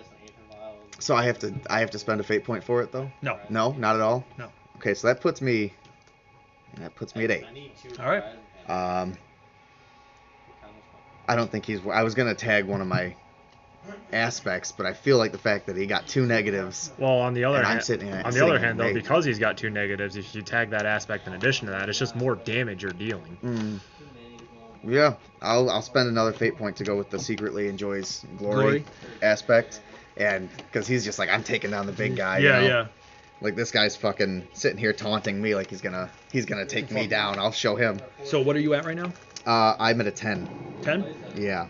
He's going to spend 2 of his fate points. He's gonna eat a dick. He's going to spend 2 of his fate points. 1 for Swarm Lord, and 1 for Warrior of Ages. Which one's the Swarm Lord?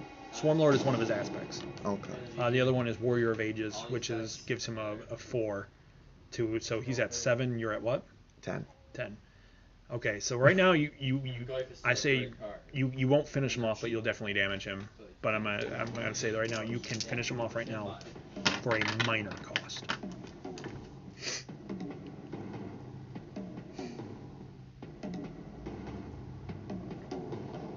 Can I tag something? What's that? I was thinking of tagging the sentient Vrill, so I'm, still the, animalistic nature of a Vrill. I'm just smart enough to do that. To use these tactics, yeah. I'd be fine with that, yeah. Okay, so I'm gonna do that and put myself at a 12. Okay. Okay, so right now he's at 7. All right. This still won't finish him off, but it's definitely gonna bring him to his last legs. Okay, so basically you're at 12 and he's at 7. So that's 6. Yeah. So it's 5. Oh, it's 5. Oh, 5 higher. I'm 5 higher. 5 higher? Yeah. All right. So yeah, he's near his last legs. Like I said, if you still want to take the mine, it's even an even smaller cost now than it was. But it's up to you if you want to. Like a 3 stress or something now. Yeah, like you're not going to take a consequence. Normally you would have taken a consequence earlier, like a mild consequence. Now you're just taking stress, or it would be some sort of narrative thing. I'm not trying to get infected by this shit, though. It won't infect. I'll give you a guarantee right now. It won't infect. Then can I just take back? No, I I'm won't. not trying to Yeah, get go ahead. infected. Yeah, I'll do it. I'll kill him. I'll finish him. Okay, so he's not worried about his well-being right now. He's worried about killing the thing. All right, so you go down, you do the feint, and you smash the thing on his knee. The fire immediately erupts outward and starts to eat away at not only at his armor, but at his entire body. He takes with a balled fist that's pretty much crusted with what looks like spikes, almost like a mosquito's thing. He comes down and slashes you across the face for 3 stress. It doesn't dig deep, but it's enough to sport a minor scar. You fall backward as the fire starts to eat away and look at him, and then wings erupt from his back, and he tries to soar away, but you can still, he's now just a burning image. You can hear in his mind, even though his voice is still calm, even though you can sense that he's probably in immense pain, he's basically a lingering question. He's like, why do you fight for these humans? As he starts to fly away, you watch as he's about to soar off. You don't know if he's going to survive or not, but you can probably place one final shot. I'm doing it. Don't you steal my kill. Hey, you did it to him. Oh, he's killed. I put the first session in if you ever want to listen to it, but yeah. He did a horrific blow on this monster, and then he came in and fucking... Well, someone had to actually kill it. Okay, I'm going to be quick about it. All right. Well, I'm going to be careful because I want to just... It'd be careful. It's a steady shot. Yeah, I want to eviscerate this thing. Does this thing still have my shield in its knee? Is there an advantage right now? I would say we probably ripped it out. Okay. What's that? Is there an advantage right now because he's on fire? Yeah. Was that the one that Scott? You actually have two wound advantages. You can, because you dealt quite a bit. Are those free invokes? Those are free invokes. I'm using them both. Well, one is. Is that +4? Yeah, one is like perforated, and the other one is impaled in the neck. Oh, cool. I'm doing them. But you can also spend a fate point if you wanted to invoke something else. That, or even him on fire, which he put on him. That's all +2, right? Yeah. Okay. Well, I'll do the +4 right now. Let's see how we. Okay. So that's 5, 6, 7. I'll make it a 9 with a atonement of shame. I'll tag it. All right. Describe what happens. So, I watch him like, from my vantage point, I'm assuming I'm from behind, so I don't really see what's going on. I just see him like, yeah, getting him, and then the guy like explodes out of this mosquito carapace. Yeah. Right, and he's flying away. Yeah. So I draw and I with a careful aim. Yeah, try to hit him in the back of the neck and just try to sever that frickin' connection. And it hits him, and 1,000 flaming mosquitoes. So almost like a firework. That's how it looks like. Yeah. Yeah. And I cry a single tear. And the rockets roll.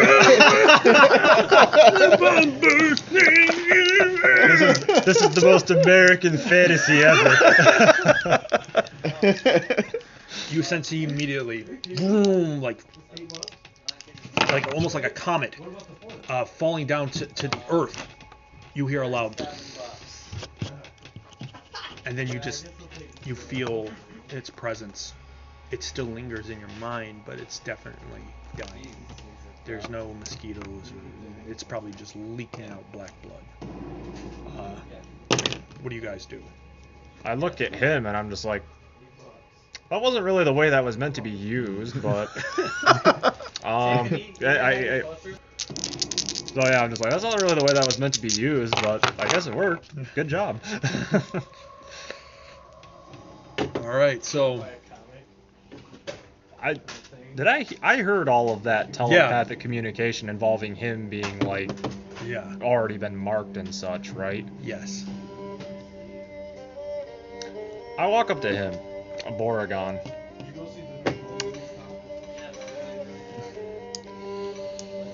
Boragon. What did he mean by you've already been marked? I don't know. I can only assume it has something to do with the wounds that I've taken. Does any of them stand out to you? Did anything, when you took one of those wounds, did something stick out in your mind? Did you take a 8 point for that cost? Not that I recall, but it has to do with, or it has to be something to do with that, the alpha we faced on the road. But nothing out of the ordinary happened to your mind when you actually took any of the wounds you took from the alpha. It talked to me. I mean, it was trying to. I don't remember what it said. It was trying to. It basically was taunting me. It told you to yield. You to give up. Yeah, it told you to yield yourself. Oh, and it would give me like a clean death or something. Yeah. Along those lines. But I refused that and went after it, and it got me good. So now, I'm sorry, you guys are having a drama thing. It's okay. But what were you saying? Oh, I was gonna say, the alpha, we didn't all hear it. It was just just directed. him. Yeah. You could tell, like, it looked like it was like this thing was projecting its thoughts to everyone around it. Right. Like it didn't matter. Like okay. I think we need to have another look at your wound, and perhaps even just do a full body scan of you. You don't know what a body scan is. He's looking. Sounds pornographic.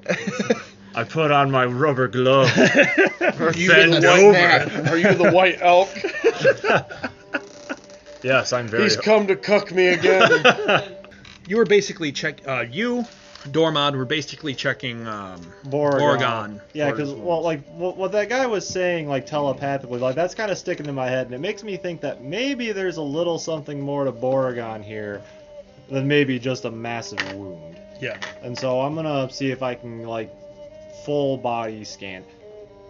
Actually, so what I'm gonna do is like because I didn't imbibe the sweat potion, so I'm not built up with toxins at the moment. Right. What I'm gonna do is I'm gonna imbibe a potion to increase like my skin sensitivity and such, make it like hypersensitive, so I can like feel any like alterations and such that may be going on in there and such. Sure. Just like really sharpen my senses. Okay. Go ahead and roll your clever for this. Meanwhile, you both know he's checking you out, but you both know that this thing is still alive. It's just probably dying. It's outside the fort. It crash landed somewhere. Let it suffer. Well, there's a chance that it'll survive. Go put it down. 4. I feel like this is a trap if I go out there on my own, because of Jake's smile right now. I just like that you think it's a trap. What'd you get? 4. 4. All right. So you start to feel around, making sure that you have his like feeling around for pains or lumps or anything like that. I mean, like anything out of the ordinary, like that I wouldn't normally see on like a human body. Normally, you don't see a giant gaping like leech wound on their chest, but you know, you already took care of that. I'm trying to be a little bit more. Okay. So you could tell like if there was any corruption or sickness that was infected in him, it's probably down deep. But that's like nothing was ever really clarified what he meant. Like he was already marked. Which is kind of like why I'm just kind of going off my own doctoral expertise. There's nothing on the cosmetic level wrong with him outside the wound itself, but it seems like it's not putrefied. It's not like the wound is healing nicely. I'm imagining it's starting to heal. Yeah. So I mean it was a big gaping wound, but he's starting to heal from it. Okay, so you're going out to deal with it? How far away did it land? Probably half a mile away from the... And we know for a fact this thing is not deadly. We can hear it screeching or something? You can hear it's breathing in your head. Slow, labored breaths. Yeah, I guess Lagburs is going to go out there carefully to inspect. He doesn't want this thing to know that he's coming after it. Yeah. All right. He doesn't want it to know I'm coming. That would probably be a sneak. So. Will that potion have given me an advantage on that roll? Yeah, I'd say it's probably sneak if you want to sneak to it. Or I can move carefully. If you move carefully, I'll say that he won't be able to do anything against you. But if you do sneak, I'll say that he wouldn't know that you're there. All right. I'll go with sneak. That's fine. All right. It's not like it'll be. You just need to beat a 2. That's all. I did not. Okay. I'm gonna use a fate point. Okay. I did not. You can succeed at a cost. You Get a use fate point back. or use another fate point. But the cost will be minor. It'll be a narrative. I just need a 2, right? Yep. Why don't I just use a fate point and activate my Vrill senses to kind of help me to be more careful? Yeah, that's fine. Yeah, you can do that. Then it puts me at a 3. All right, you got it. You don't have to worry about it.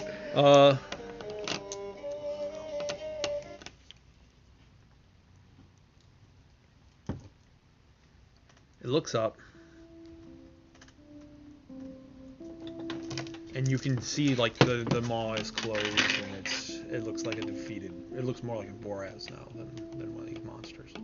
It's large. As you are moving up, he looks up and he says, "Our kind have killed each other since I was a boy. This feels right.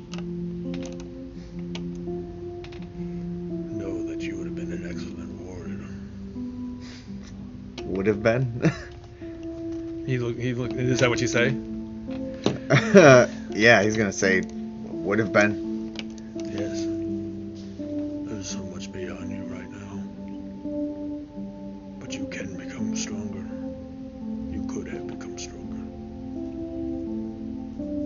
You not have to rely on the make of humans. I do not rely on them.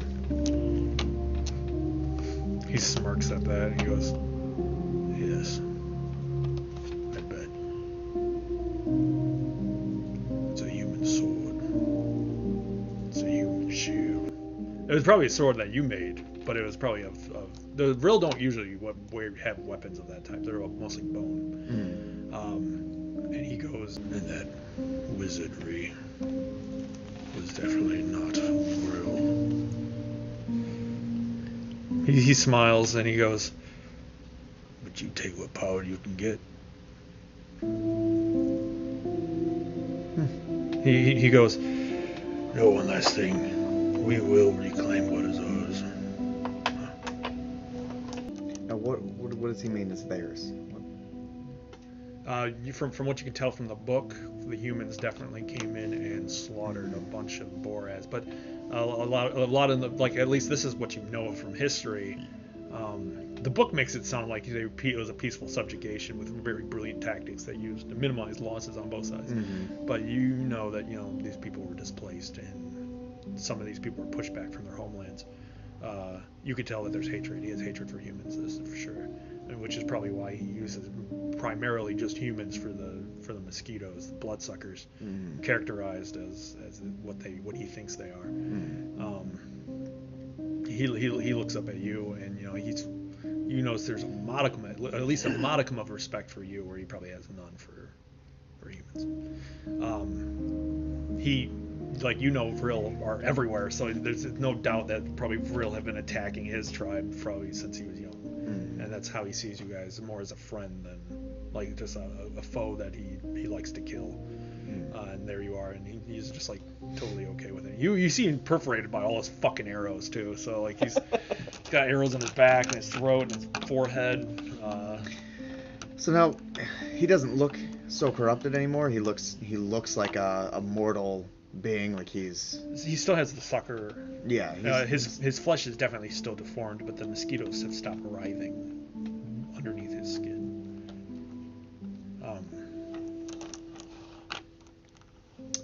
Okay, so with kind of an air of respect, because at least he was a powerful warrior. He, even though he talked shit about the sword and shield, I'm gonna look at him and I'm gonna say, your lands might be reclaimed, but without you, and I'm going to decapitate him. Alright. He closes his eyes, and when you make the final sword stroke that separates his head, he goes, very well. He's still alive. He's still He comes and he's like, oh yeah, by the way, you're gonna have to like burn me or something. No, let's say I killed him. Black blood oozes out from the wound, and his body just lies there. And he just bleeds out. The mosquitoes and everything that existed are gone, fled north. His blood splotches, creating a sigil.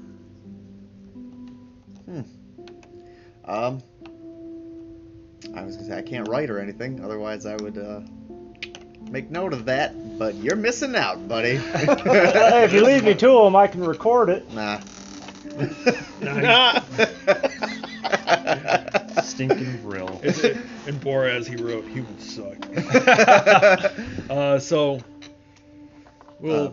Yeah, I'm gonna start heading back to the fortress. As he's walking back, and I realize I can't find anything superficially, knowing what the mark means, which is like I'm gonna take a blood sample from him. From him? Yes. Okay.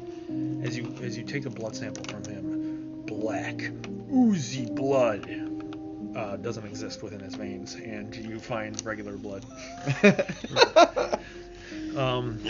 You find very regular human blood, and if you speculate or look upon it, there's no trace of bile in it. So there's that. You don't know what he was talking about when he said he was marked. That's what I told him. I was like, you said you were marked, but I can't find anything different about you.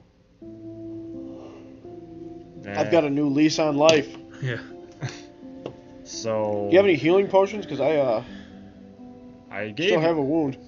I gave you one a little bit earlier. It's gonna take a little while to. You'll probably healed by the next session. Okay. You'll be healed. By the time I looked. So will your anger. Your anger will subside, and you'll probably be good. I was like, last time I checked, that wound was coming along quite nicely, so you should be healed soon. Take my knife out and cut it, because I want more. Give me more. With all the Look, I'm bleeding. With all the excitement and adventure, how does your character feel about what has happened?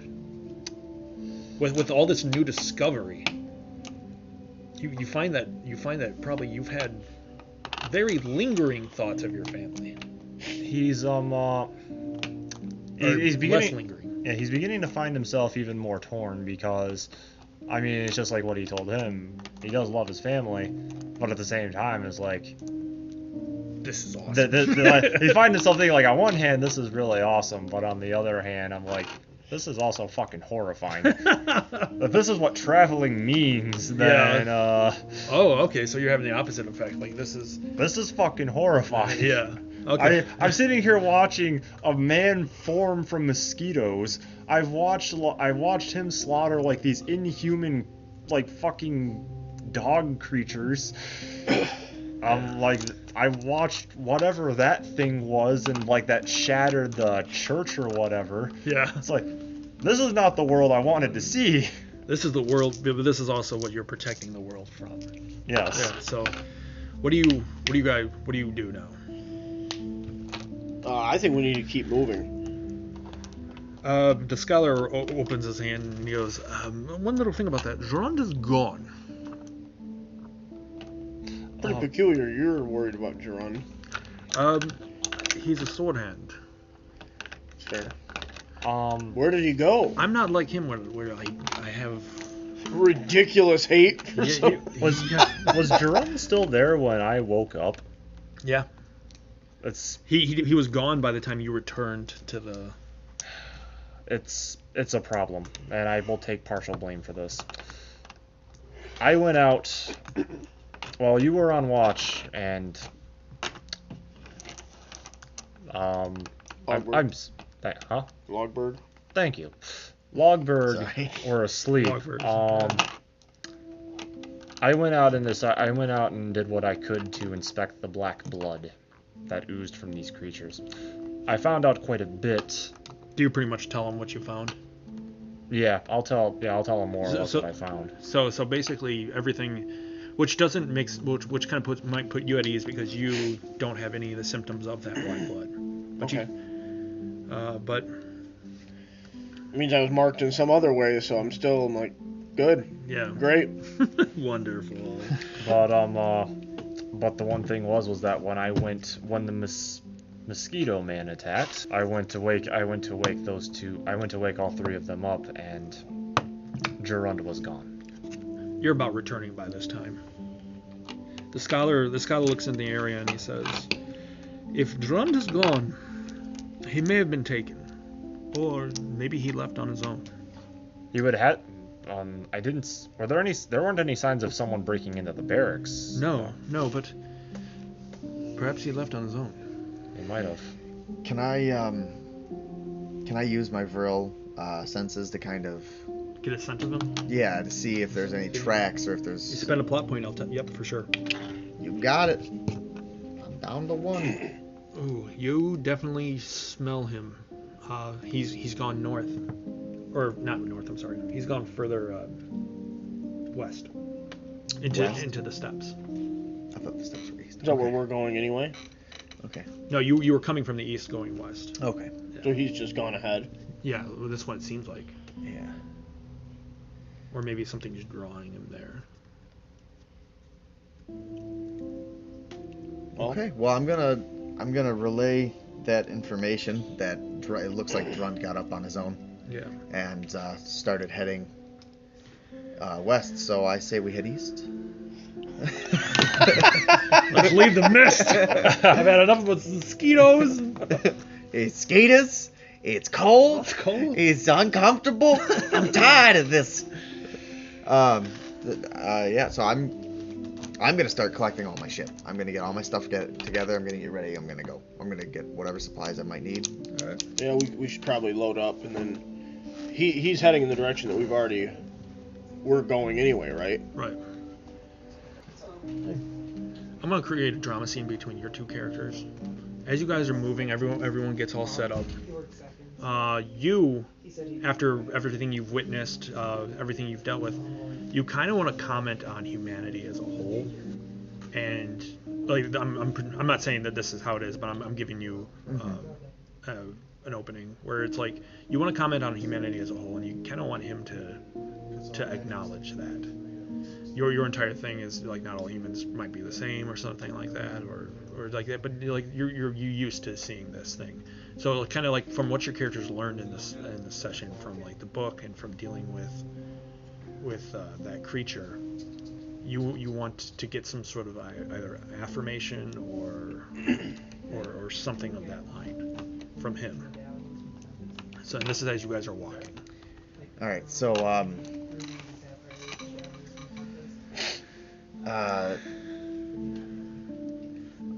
gonna kind of just walk without looking at him. I'm gonna walk beside him and kind of just gonna after a second say, it seems that what humans take, they take by force.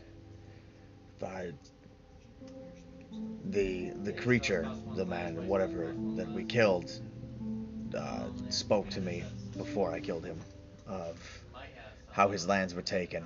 The book that you caught me with showed humans taking the land. And the humans have attempted to beat back the Vrill, take what is ours. It seems to be a common theme. Don't you think? I would agree. It's one of the more negative aspects of our species.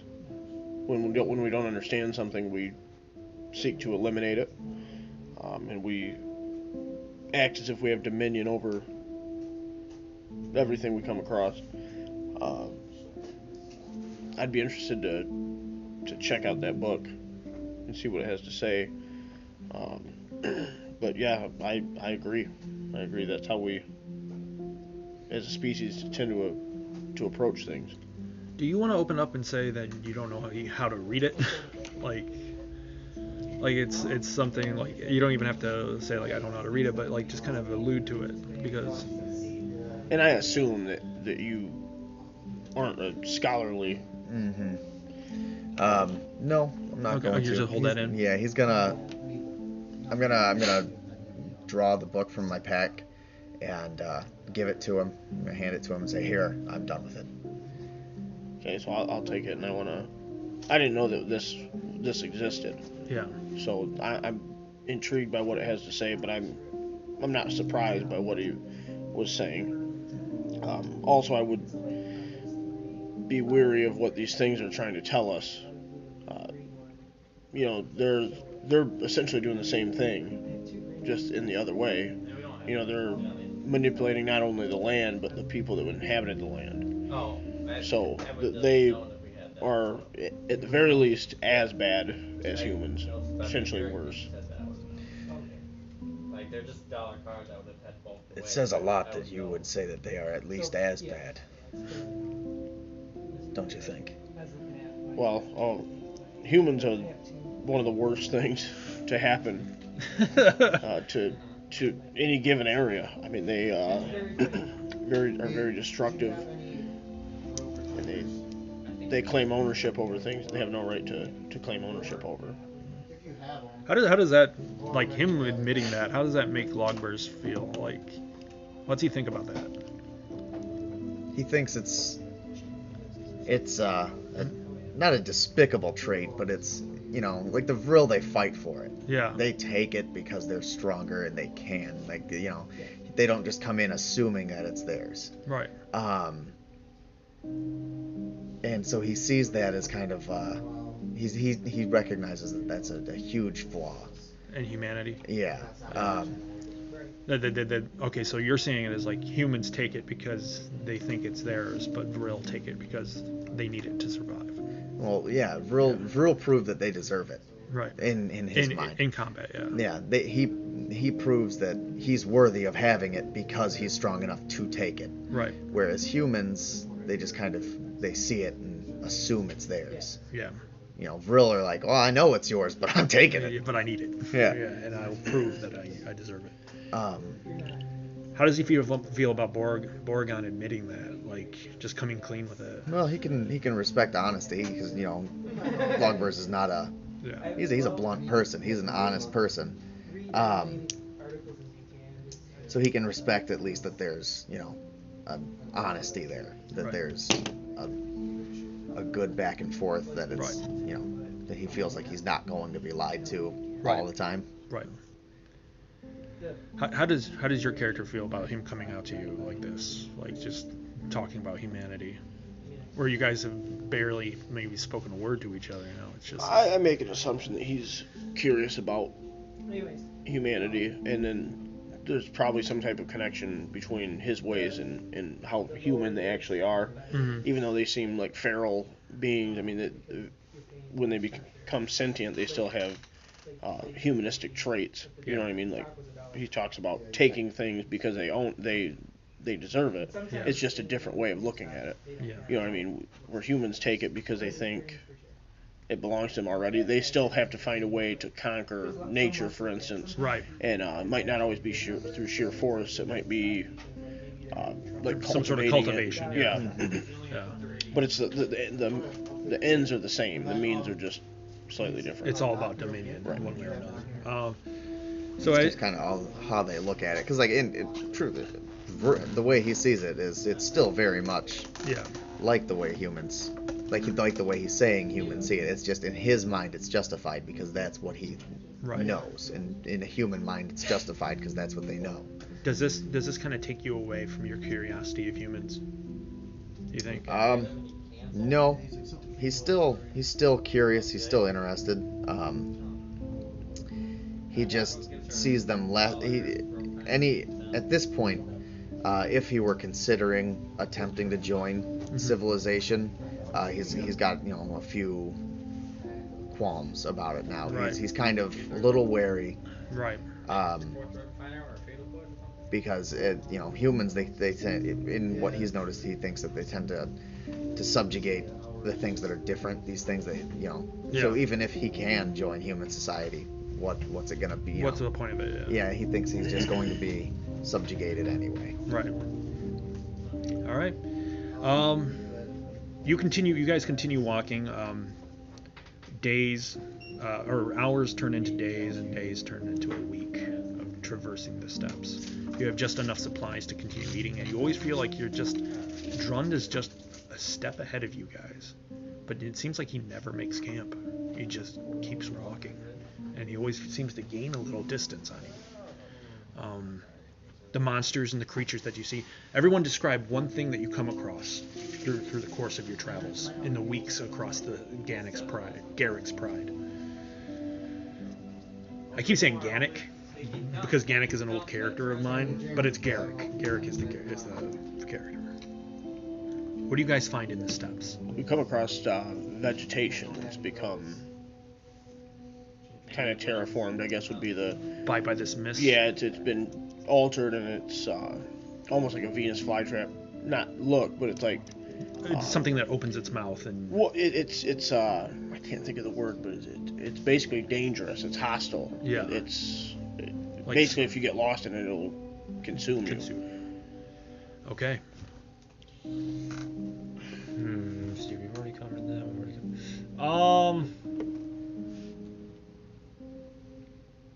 Yeah, I need a second to think. All right, go ahead.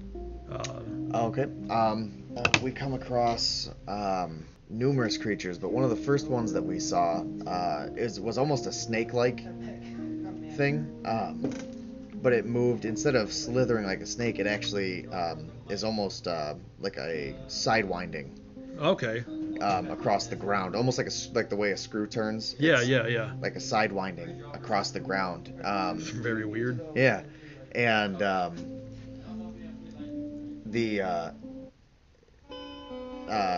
gonna say we probably don't fight it, but it's like it definitely has a destination in mind. It's going somewhere. We notice it kind of sidewinding, like it almost manages to sidewind up a sheer surface, because the way it works, and we can kind of infer that it digs into the ground with some kind of edge or a sucker or something. Yeah. Is able to propel itself up like that. Okay. That's interesting. One of the nights you guys all make camp. You're surrounded. The alchemist is working on his trade, doing potions and such. And it's just the three of you, the scholar, Lagburs, and Boragon. And as you guys are sitting there, he's just like, the scholar is just kind of postulating, and he goes, "Do you think that large thing we came across when when we were leaving the village. Do you remember? Yeah. The lodge. It was heading towards the edge of the mist. It spoke of some sort of army as if it wanted. The Boraz spoke of an army as if it was trying to rebuild something. Do you think whatever the mist is doing this, or do you think there's something else? What do you mean something else? Like a more human intelligence. These things seem to be connected to an overlord of some kind. Each time we've encountered them, there's been almost like a hive mind. I don't know if the Boragon would understand a hive mind, but right. But you're saying like a pack alpha. You could say pack alpha or something. Yeah, like that. basically there's when their alpha is put down, they disperse. It's almost as if the other ones don't want to be the alpha, and perhaps they aren't capable of being the alpha. So maybe there's some type of connection or internal connection from the alpha. He nods. I'm just a simple hunter. I don't know how to. Perhaps the alchemist would have a more more honed way of looking at it. Still, I mean, so do you believe that even these things have something that's controlling it? An overlord, you said. Something that has dominion. It would be logical. You recognize about hive minds as a Vrill. Mm-hmm. You probably if and you know that if someone takes out the leader of your pack, all the others go back to their feral nuts kind of way. Yeah. So Lagburs is kind of gonna let them speak, and then he's gonna kind of stare at the fire and say the Boraz before I killed it spoke of reclaiming what was taken from them. We can only assume that it was referring to its home. That they're going to wage war on the humans outside of the mist, or as the mist slowly encroaches on human lands, the Boraz will take it back. It seems to me that they would be controlling it in some way. Can I gain more information over the weeks we've traveled from reading this book? Sure. Roll your clever. 3. 3? 3. You can ask me 3 questions. Okay. Basically, the book is propaganda. Yeah, it's very. You can definitely tell that. And I'm able to decipher that this was written with very much the victors write the history. Yeah. Type of skew. So, does it refer to the traits? What? How do you pronounce it? The Borat? The Boraz. Borat. My wife. The Borat. You took my land. Does it refer to any of their attributes, either in battle or their? Yeah, like you can definitely tell that the Boraz, how they depict the Boraz is largely savage, but the one truth you can probably glean from all the propaganda is that the Boraz didn't fight in cohesive units. They usually, like him, sought glory, personal glory. And the book attributes that as not only for the tactical genius of Garrik, but they attribute that loss due to that concept of one person. A lack of discipline. Mm-hmm. Not fighting as a unit. And it also goes on to say that the clans of the Boraz did not unite until it was probably too late. Well, I was going to say it seems tribal almost, where each individual tribe has its own intentions and exactly. Let's see. So the battle method is outlined. Does it talk about their individual attributes? Do they seem to have a? I would be looking for that hive mind type of concept. within the Boraz. Yeah. No. They were all rugged individualism, or for the most part. But one juxtaposed to the hive mind shit you've seen, it seems like the Boraz classically held as heroes. Like they would follow the banner of heroic Boras who've done stuff. Like you read a section about the painted man who never washed the blood from the stain of blood from his skin from all those he's slain, and to the point where he was all but painted in red. And many followed him in his slaughters. That's the kind of thing that, like legends, they were drawn to that sort of thing.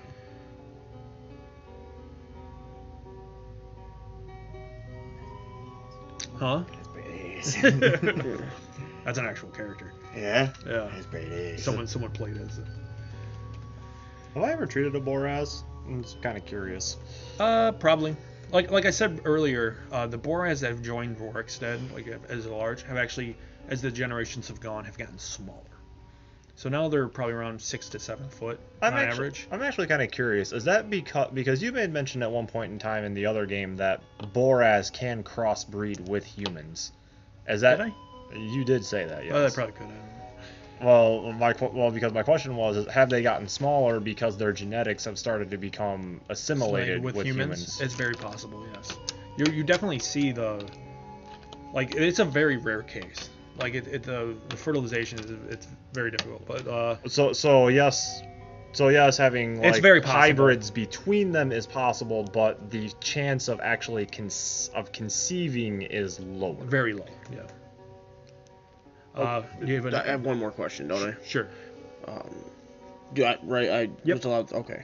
How were they ultimately defeated? Ultimately, it was one final stand, where the tribal federations had joined together, and what was said was it says in the book that Garrik led the final charge that broke and routed them, and Gorgoth, the leader of the Boras at the time, pledged his consigned himself to defeat if his people would be treated fairly. And did they uphold that? A little bit. I'm assuming it wouldn't talk about the... Yeah. From what you can see, Boras have been integrated into human society, but it seems like all the trappings and markings of their previous culture have been all but assimilated. Basically what we did to the Native Americans in America. But, without the reservation. All the people that wanted to stay as Boras were pushed even further into the fringes of the steppes. But from what Garrik died in that final battle, saying heroically dueling one of the champions, killing him off, but dying in the process. You could probably tell that's bullshit too. He's secretly alive.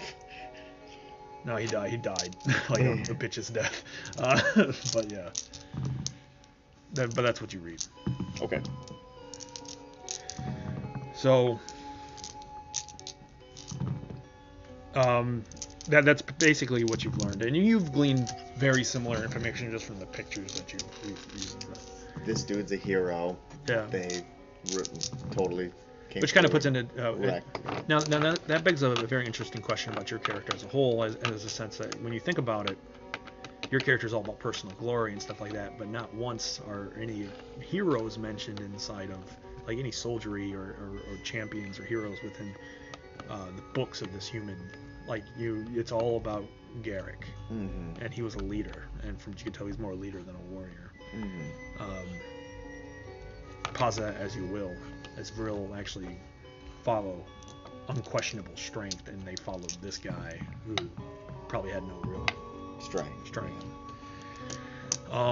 It's just something to think about.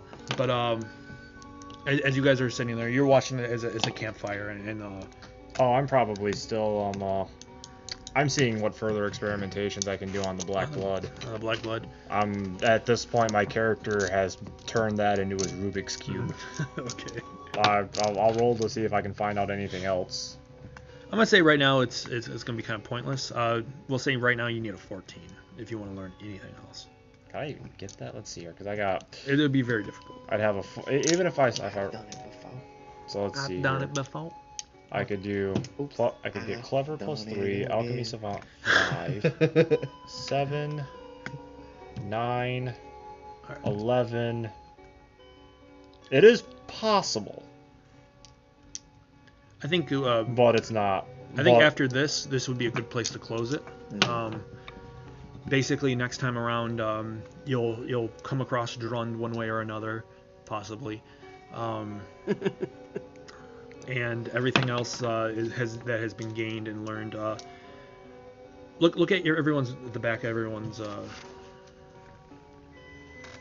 Now I know most of you have made progress. Do you think that you completely lost the shame of what has happened, and how do you think you've lost that shame if it's true, or do you feel like this shame is just forever going to be molded as a scar, and that's just something you're gonna have to bear? I think consciously he's moved past it, but subconsciously, obviously, it's still there when he's dreaming about it. Yeah. But I think his actions are no longer driven by. Why is he doing this then? What is causing him? Like, why does he want to stop this mist? Has he fought? That's the question. You were seeking purpose, and if you don't think you know what that purpose is, then obviously the wound is still fresh. Well, his purpose, he feels as if his purpose has become more about completing this task, and not necessarily for what that means, but there's a task now to complete, and the camaraderie that he now feels that he never felt before. That's another thing, is you felt like when you felt like your life was forfeit, you wanted everyone else to survive. Is it why? Just from the way that these guys have given him a purpose. You know what I mean? He's part of this. Basically, he's part of this team now that's trying to complete this greater purpose. But when he thought he was over, he just. It was more out of care for the other people. Members. All right. I'll say that for the most part, the character arc is completed. You've kind of settled down. You want. I would suggest that maybe like one of the reasons you want to stop the mist as a whole is to protect your child. Right. Like that seems like a huge thing. And now it doesn't really matter that this white elk is a part of it. You want to protect the child. Right. And now you have like the camaraderie. These people are starting to become like the people you care about. So you found purpose, is what it is. Right. So go ahead and erase that. Okay. And you have a major milestone now. Okay. And you come up with a new character arc.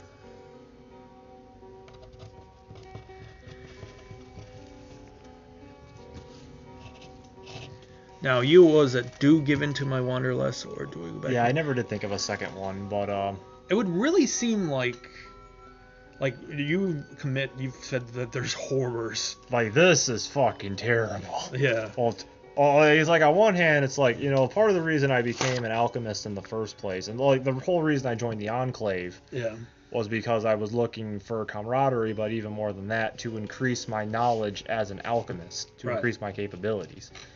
And while on one hand, being able to experiment with like this black blood and other substances that I haven't seen, I feel like is actually starting to allow me to do that. Right.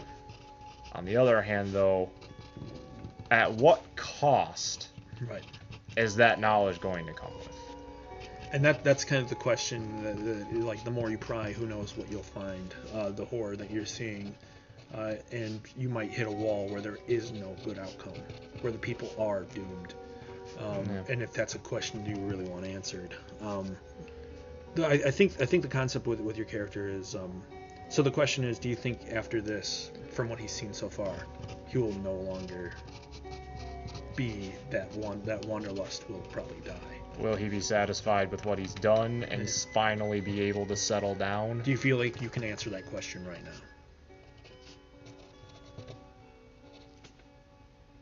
I'm gonna give it one more session. All right, so I feel like that's fair. We'll mark it as a major milestone. Not a major milestone, but a minor milestone. If you want to trade anything. Also, okay, so for your character,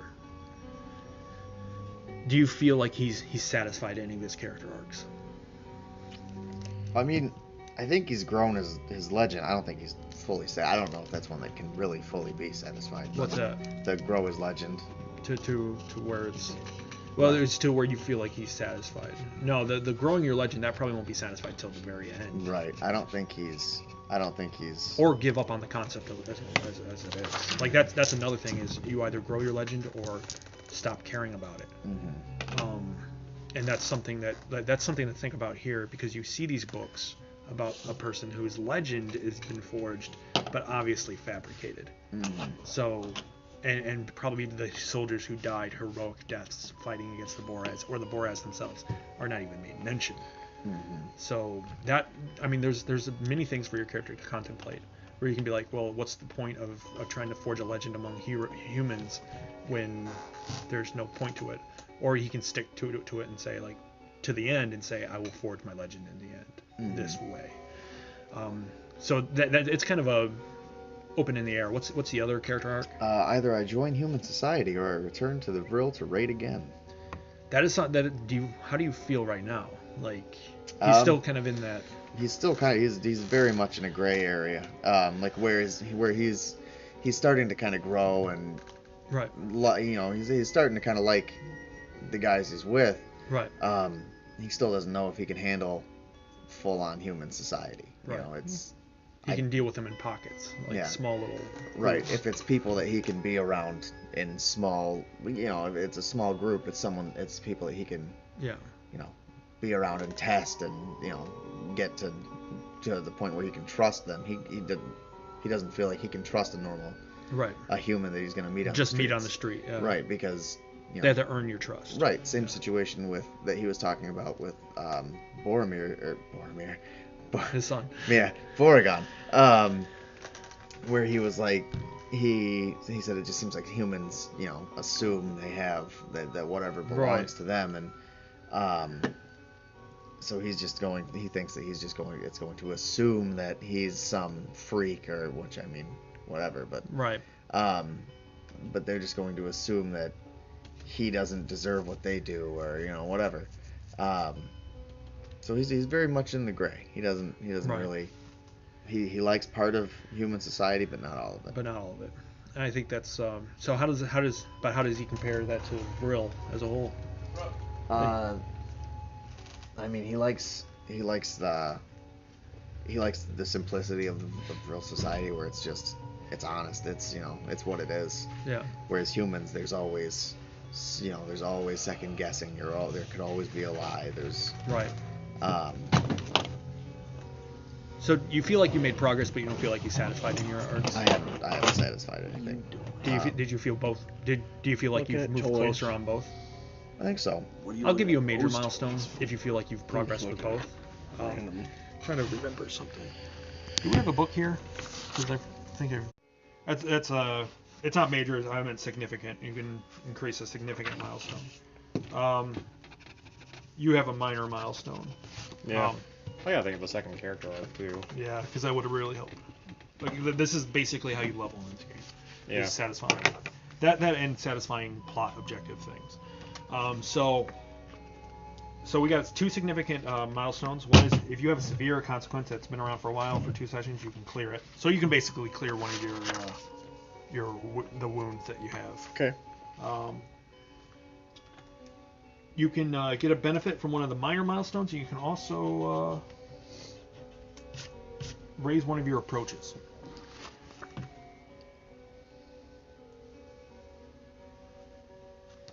You can do one of those things. You can do two of those. Two of those. So if you have a severe consequence, you get rid of it. So those can go away, and you get to raise one of your approaches. Okay. And you pick one of your minor milestones. What's a minor milestone? Minor milestone is rename one of your aspects, switch ratings of 2 approaches, exchange one stunt for a different stunt, or choose a no stunt. Without changing our refresh? Yeah. That's with changing the refresh, is to take a new stunt. Oh, okay. Oh, I got you. We can reduce our refresh too. Yeah. Or we can change a stunt outright. Yep. If you think that there's any stunts that might have changed. Yeah, I think my manipulator one will change.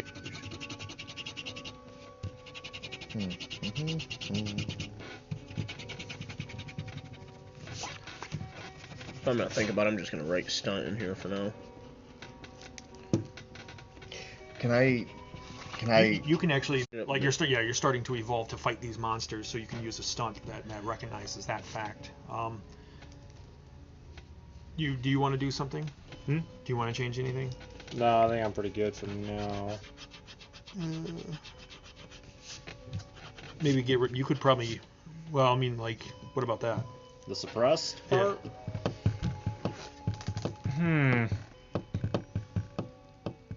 Like, these things don't seem like they'll change. Like, determined family man, unless you decide to forego your family. Determined family man. Fuck family. Or Family Man was a bad movie. It really was. Give me the cake. The chocolate cake. Maybe I enjoyed it, but maybe that's just because on some level I like bad movies. That's fair. You can also lower your refresh too for another stunt.